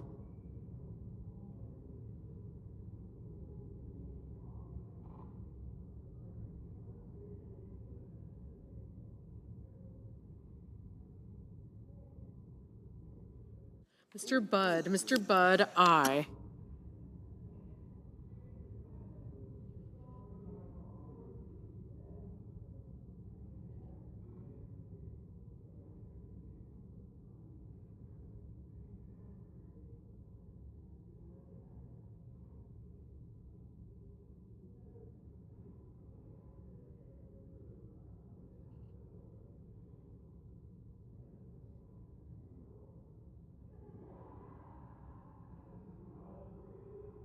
Mr. Scott of South Carolina, aye.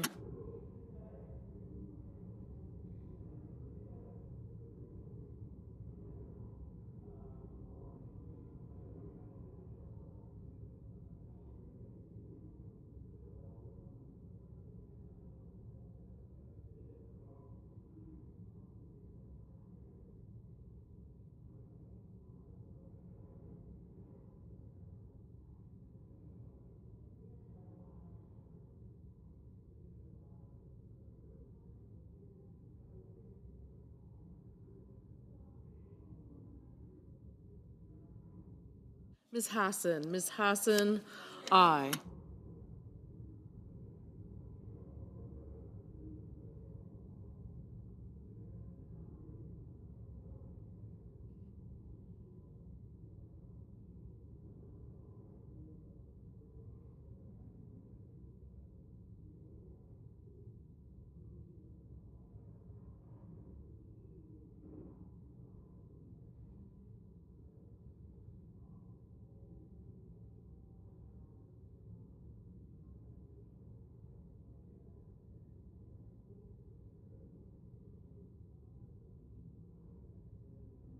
Mr. Hickenlooper, no.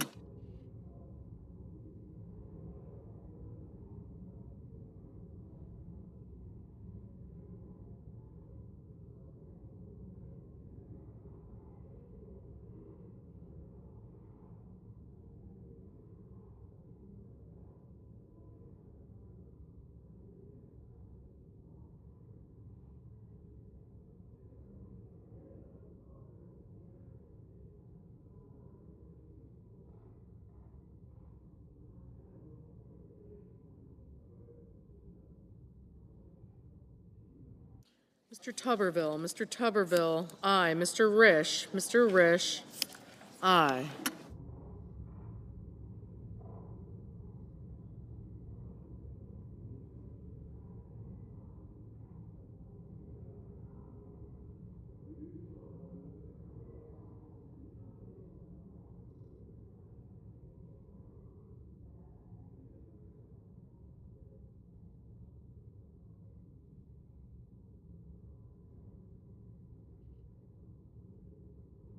Mr. Van Hollen, no. Mr. Banks, aye.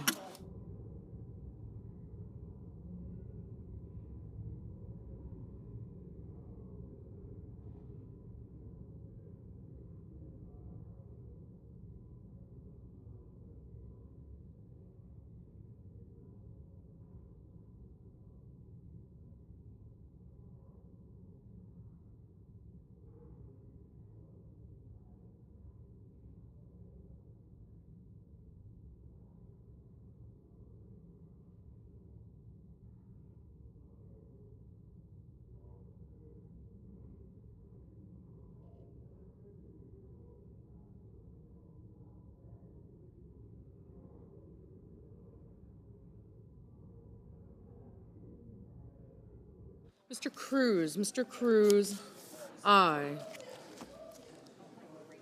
Mr. Murphy, no. Mrs. Hyde Smith, aye.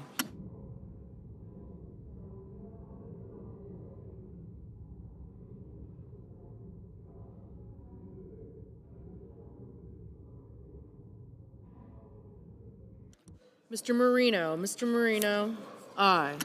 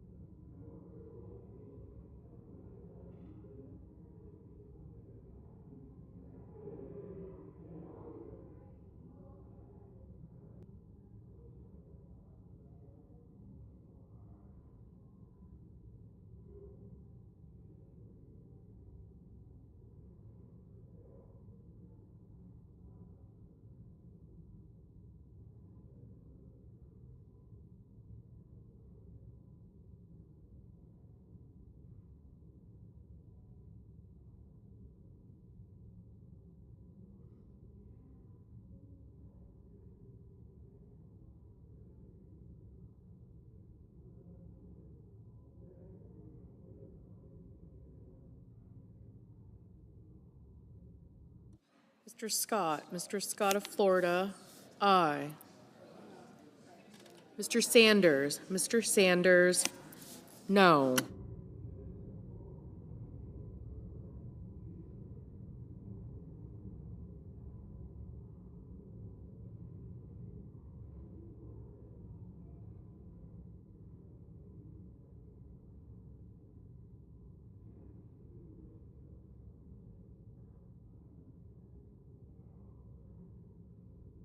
Mr. Lee.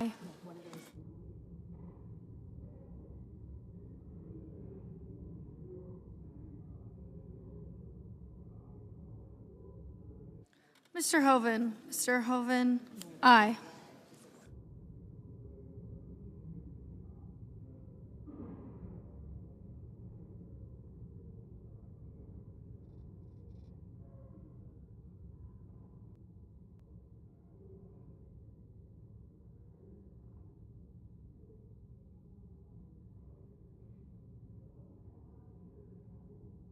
Mr. McConnell. Mr. McConnell, aye.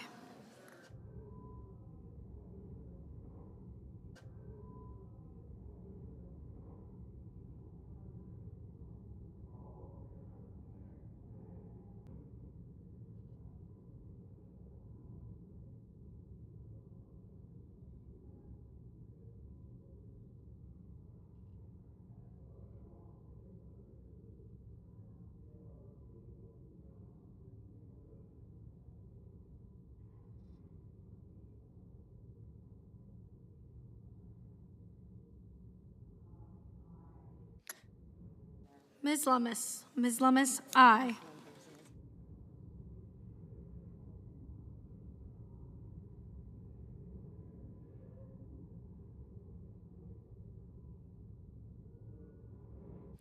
Mr. Lujan. Mr. Lujan, no.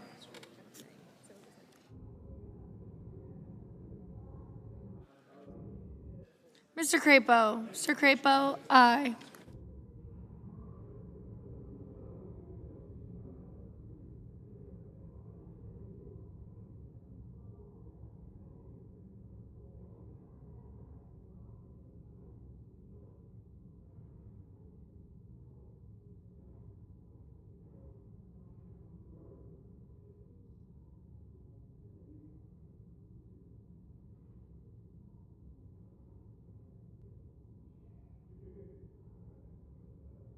Ms. Smith. Ms. Smith, no. Ms. Cortez Masto. Ms. Cortez Masto, aye.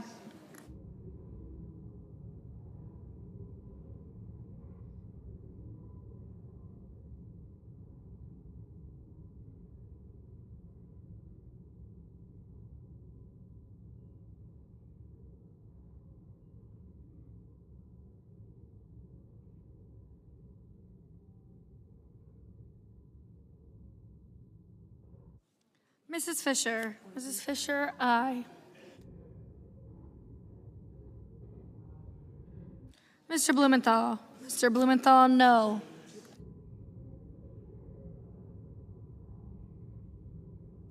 Mr. Young. Mr. Young, aye.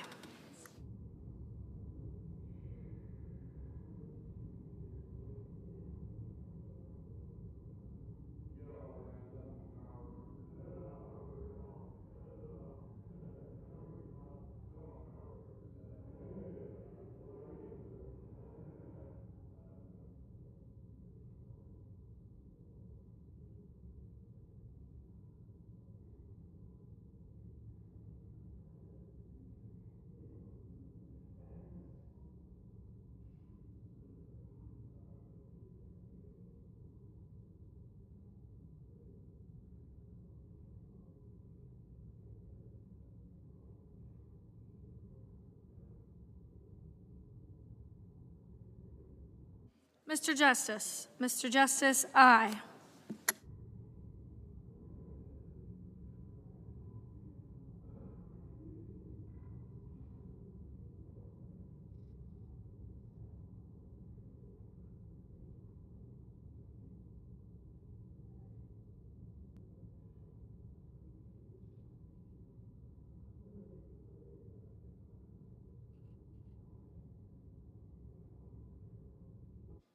Mr. Husted. Mr. Husted, aye.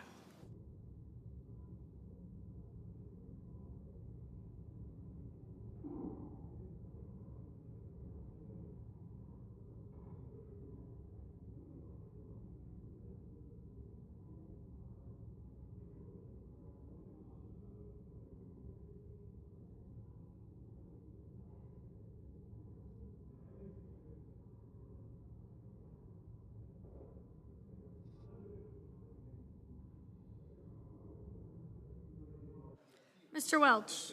Mr. Welch, no.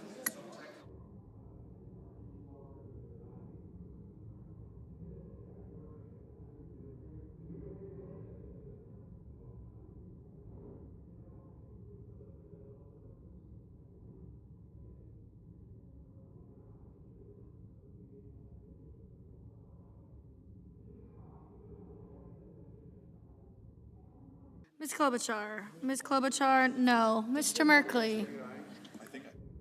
Mr. Merkley, no. Mr. Grassley. Mr. Grassley, aye. Mr. Ossoff. Mr. Ossoff, no.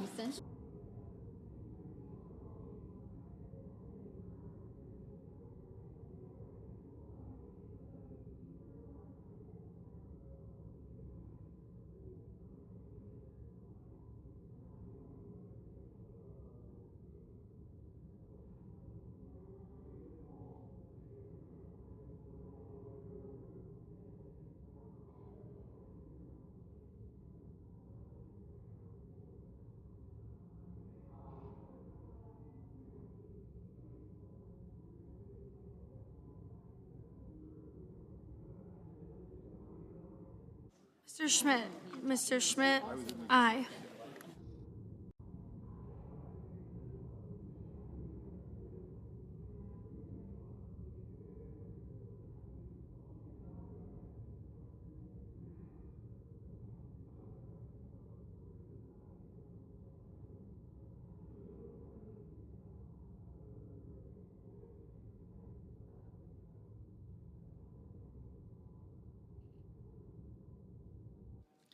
Mr. Thune. Mr. Thune, aye. Mr. Kramer. Mr. Kramer, aye.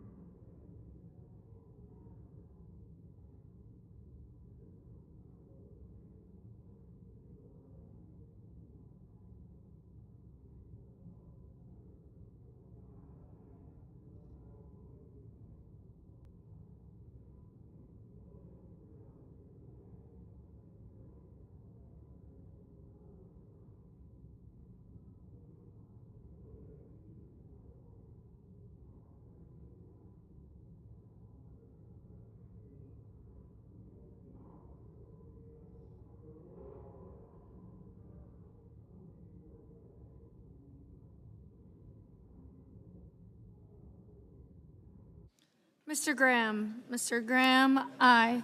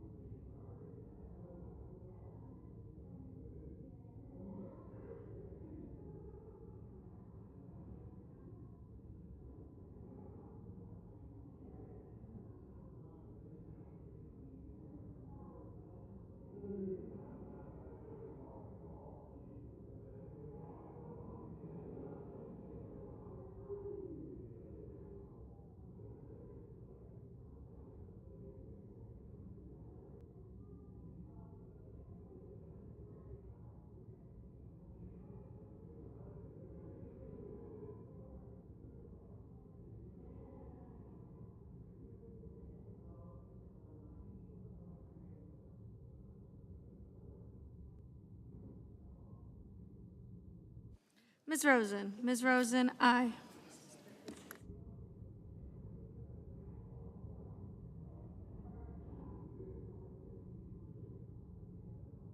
Mr. Booker. Mr. Booker, no.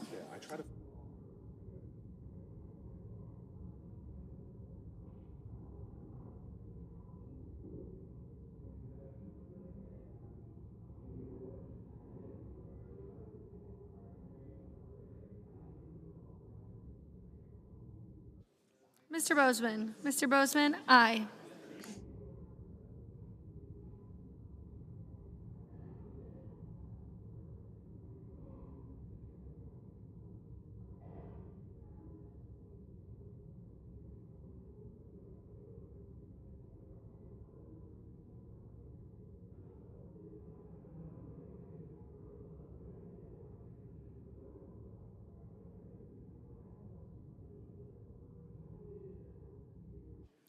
Mr. Warner. Mr. Warner, aye.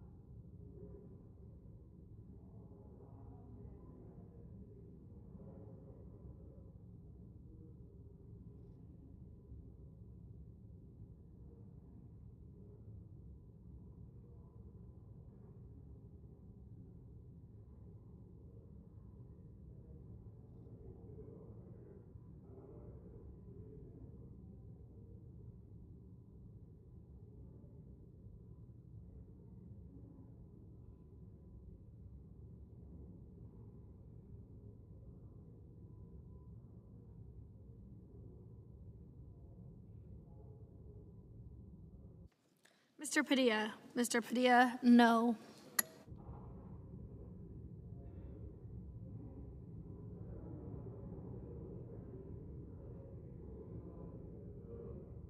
Mr. Mullen. Mr. Mullen, aye. Mr. Bennett. Mr. Bennett, no.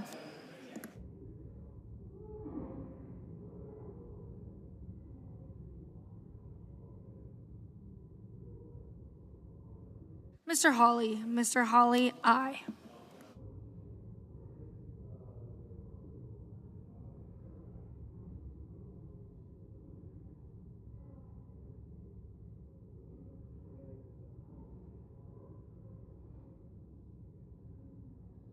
Mr. Cotton. Mr. Cotton, aye.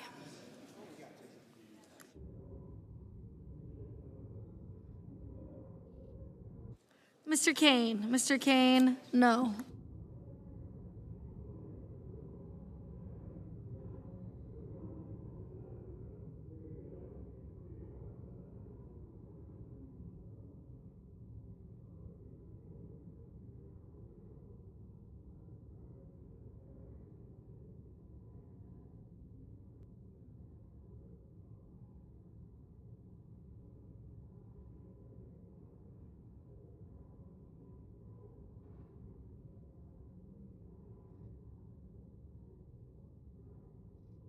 Mr. Heinrich. Mr. Heinrich, aye.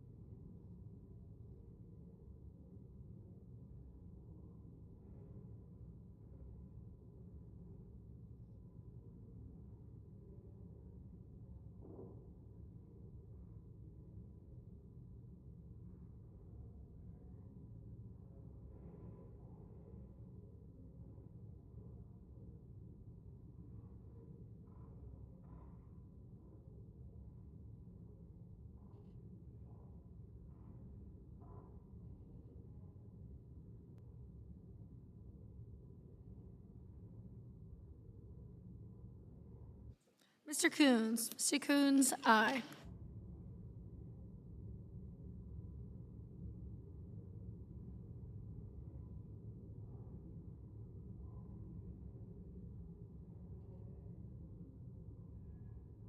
Mr. Shaheen. Mr. Shaheen, aye.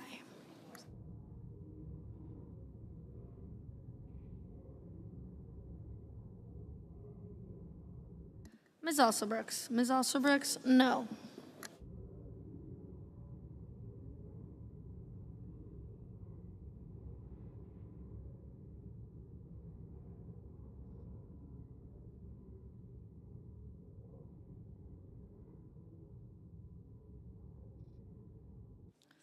Mr. Sullivan. Mr. Sullivan, aye.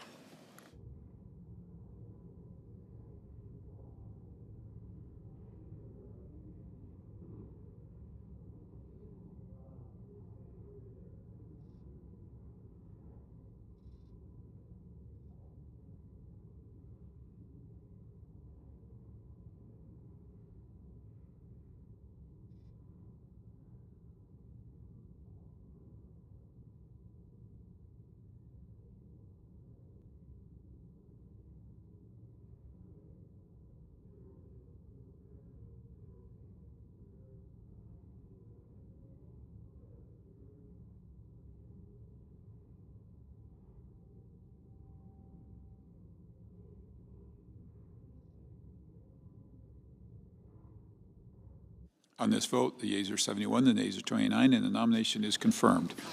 Under the previous order, the motion to reconsider is considered made and laid at the table, and the President will be immediately notified of the Senate's action. Senator from Arkansas. Mr. President, I have 4 requests for committees to meet during today's session of the Senate. They have the approval of the majority and minority leaders. Duly noted. I'm sure they'll be very exciting. I yield the floor. I feel the excitement. Under the previous order, the Senate stands in recess until 2:15 p.m.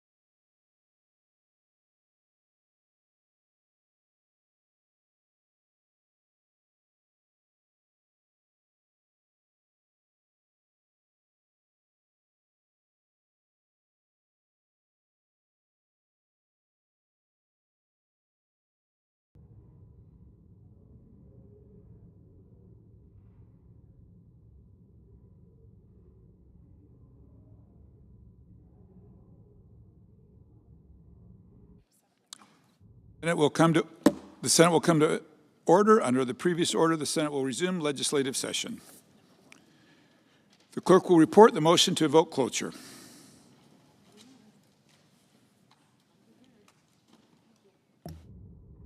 Cloture motion, we, the undersigned senators, in accordance with the provisions of Rule 22 of the Standing Rules of the Senate, do hereby move to bring to a close debate on the substitute amendment number 4308 to calendar number 343, H.R. 6644, an act to increase the supply of housing in America and for other purposes, signed by 17 senators. By unanimous consent, the mandatory quorum call under Rule 22 has been waived. The question is it the sense of the Senate that debate on Amendment number 4308, offered by the Senator from South Carolina, Mr. Scott, to H.R. 6644, an act to increase the supply of housing in America and for other purposes, shall be brought to a close? The yeas and nays are mandatory under the rule. The clerk will call the roll. Ms. Alsobrooks, Ms. Baldwin, Mr. Banks, Mr. Barrasso, Mr. Bennett, Mrs. Blackburn, Mr. Blumenthal, Ms. Blunt Rochester, Mr. Booker, Mr. Bozeman, Mrs. Britt, Mr. Budd, Ms. Cantwell, Mrs. Capito, Mr. Cassidy, Ms. Collins, Mr. Coons, Mr. Cornyn, Ms. Cortez Masto, Mr. Cotton, Mr. Kramer, Mr. Crapo, Mr. Cruz, Mr. Curtis. Aye.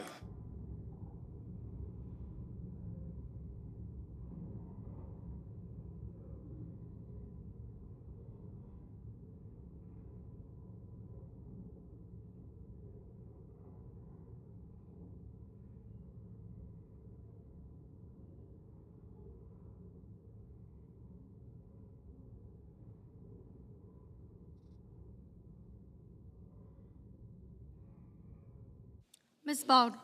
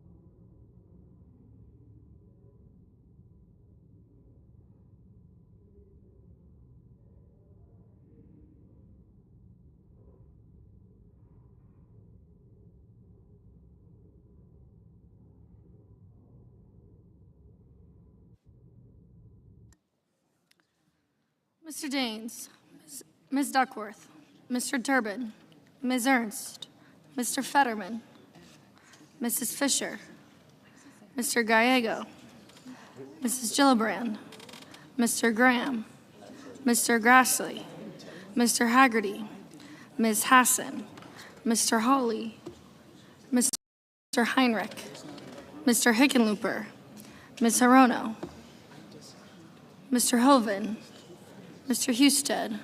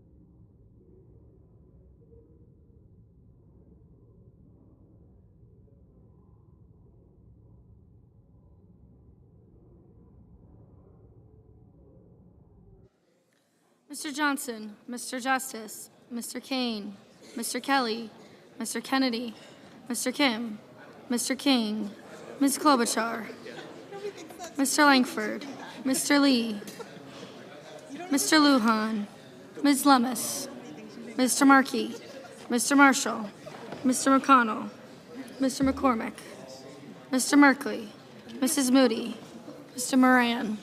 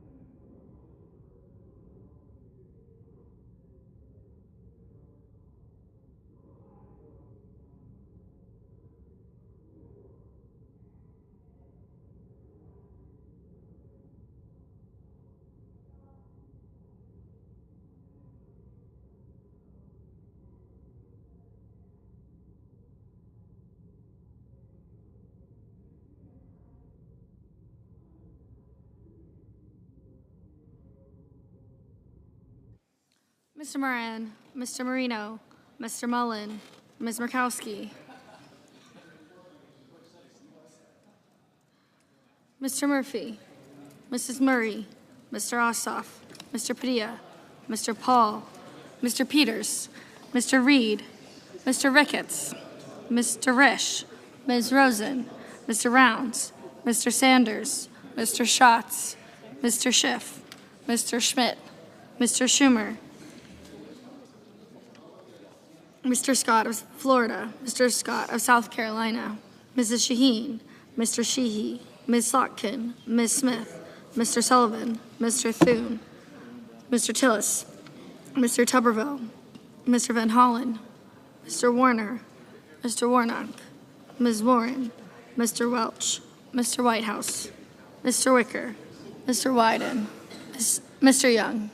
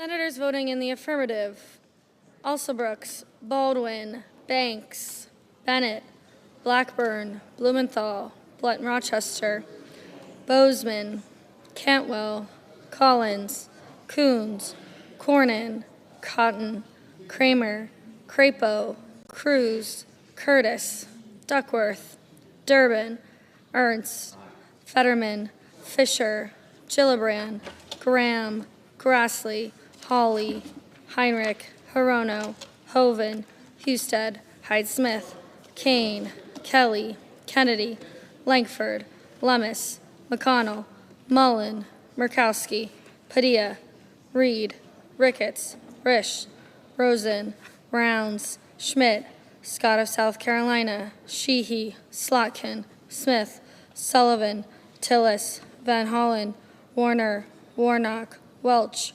Whitehouse, and Wyden. Mr. Wicker, aye. Mr. Schiff, aye.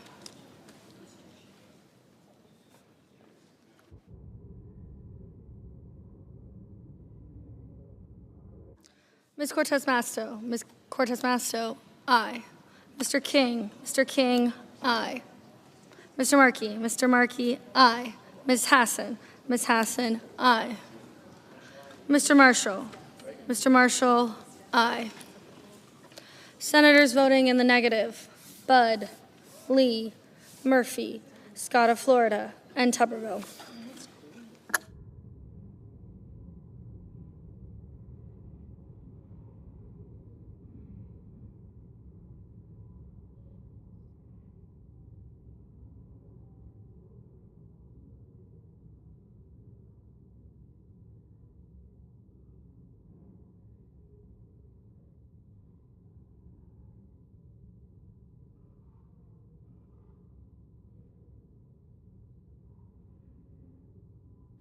Mr.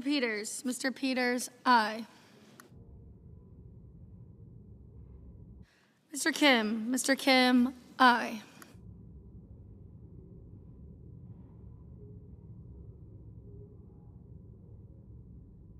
Ms. Warren, aye.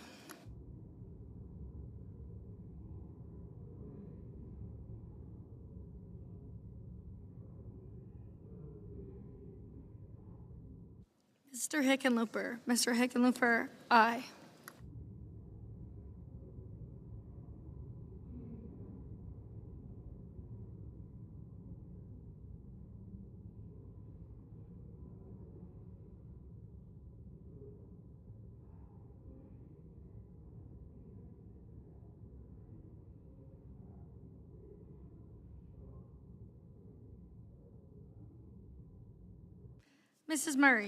Mrs. Murray, aye.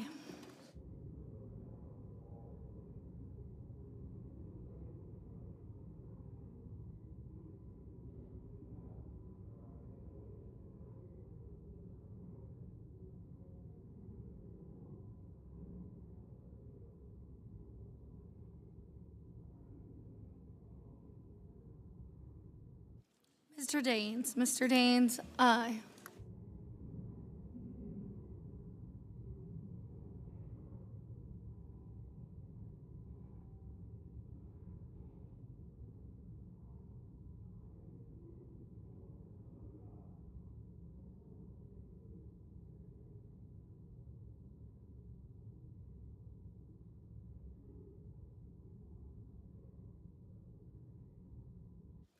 Ms. Klobuchar, aye. Mr. Gallego, aye. Mr. Moran, aye.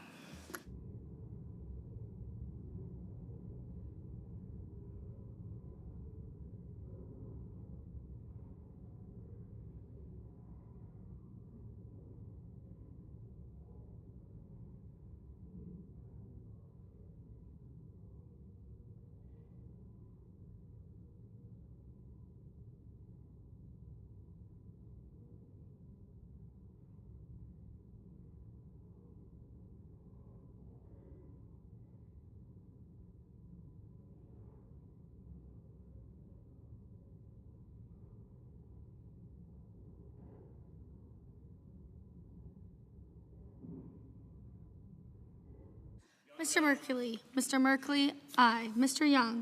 Young, no.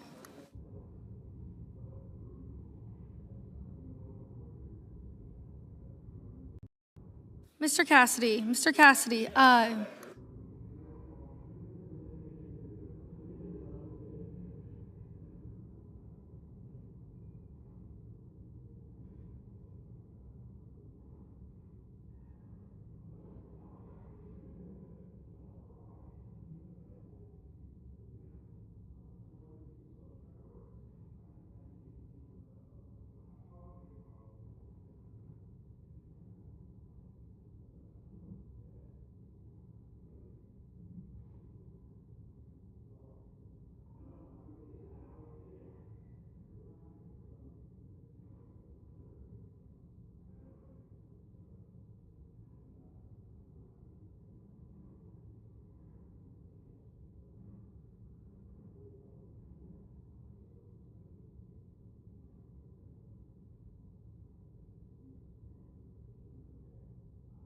Mr. Ossoff. Mr. Ossoff, aye.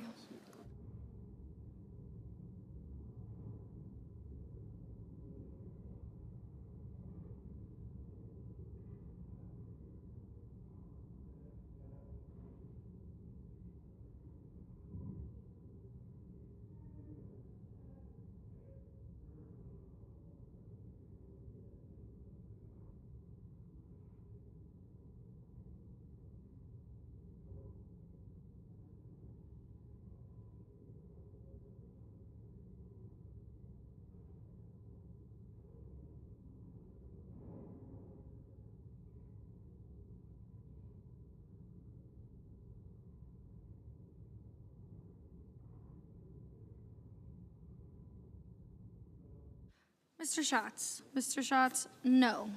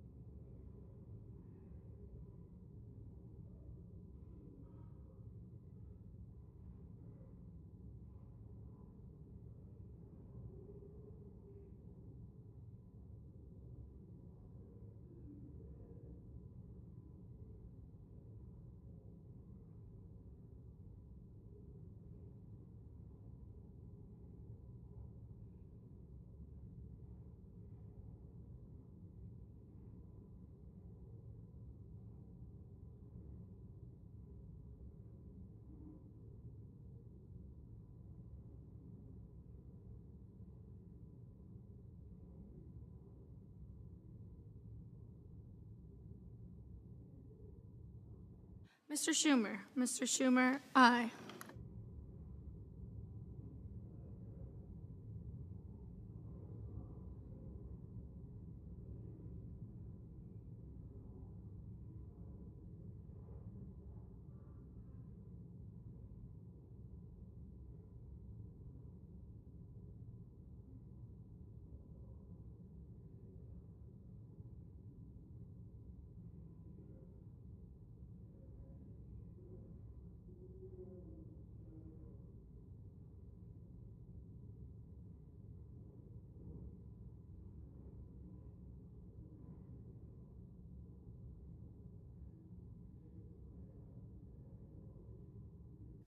Mr. Marino. Mr. Marino, aye.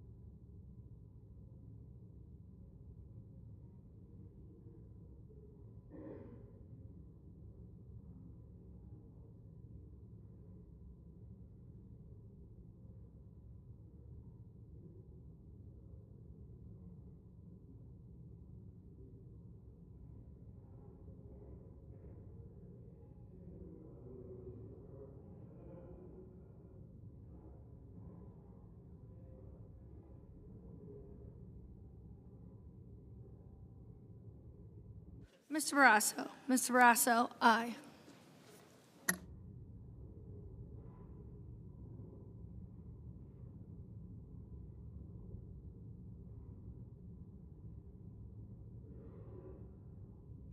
Mr. Thune. Mr. Thune, aye.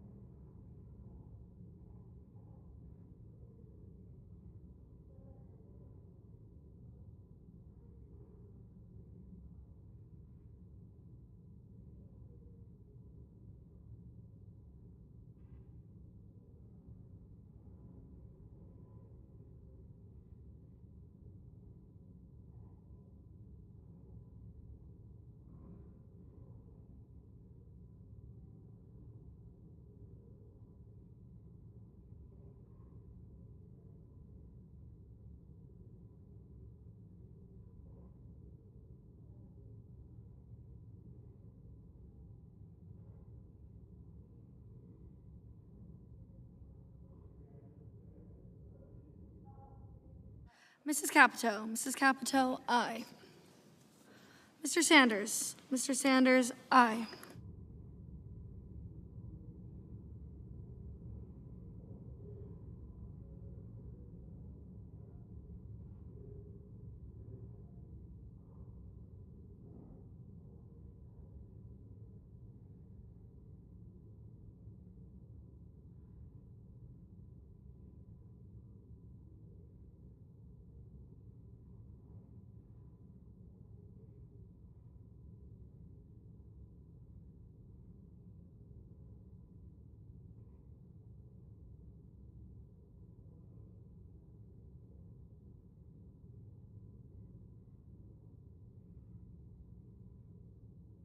Mr. Johnson. Mr. Johnson, aye.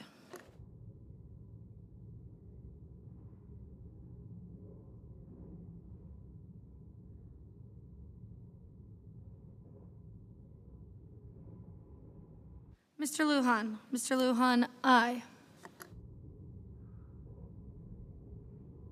Mrs. Britt. Mrs. Britt, aye.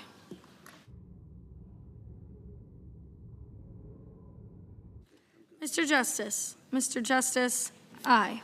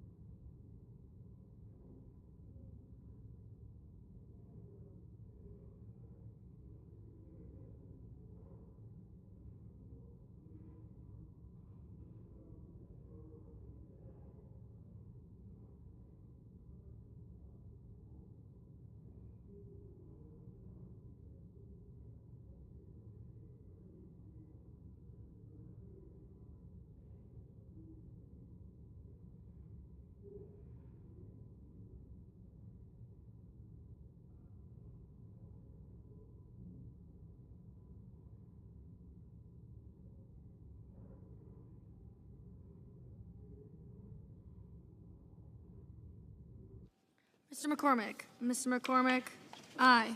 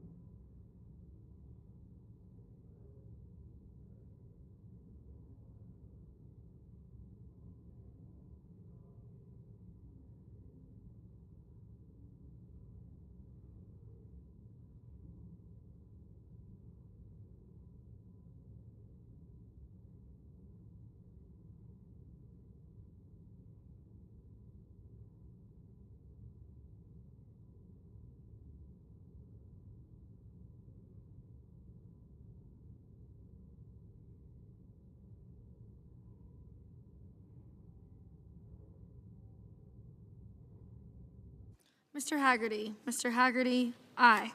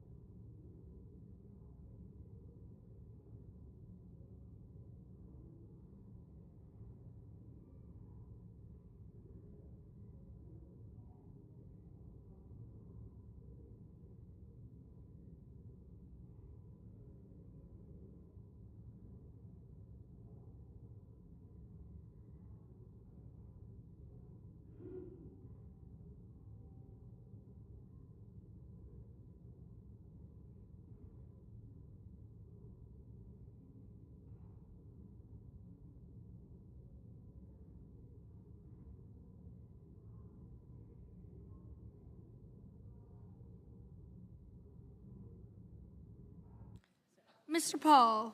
Mr. Paul, no.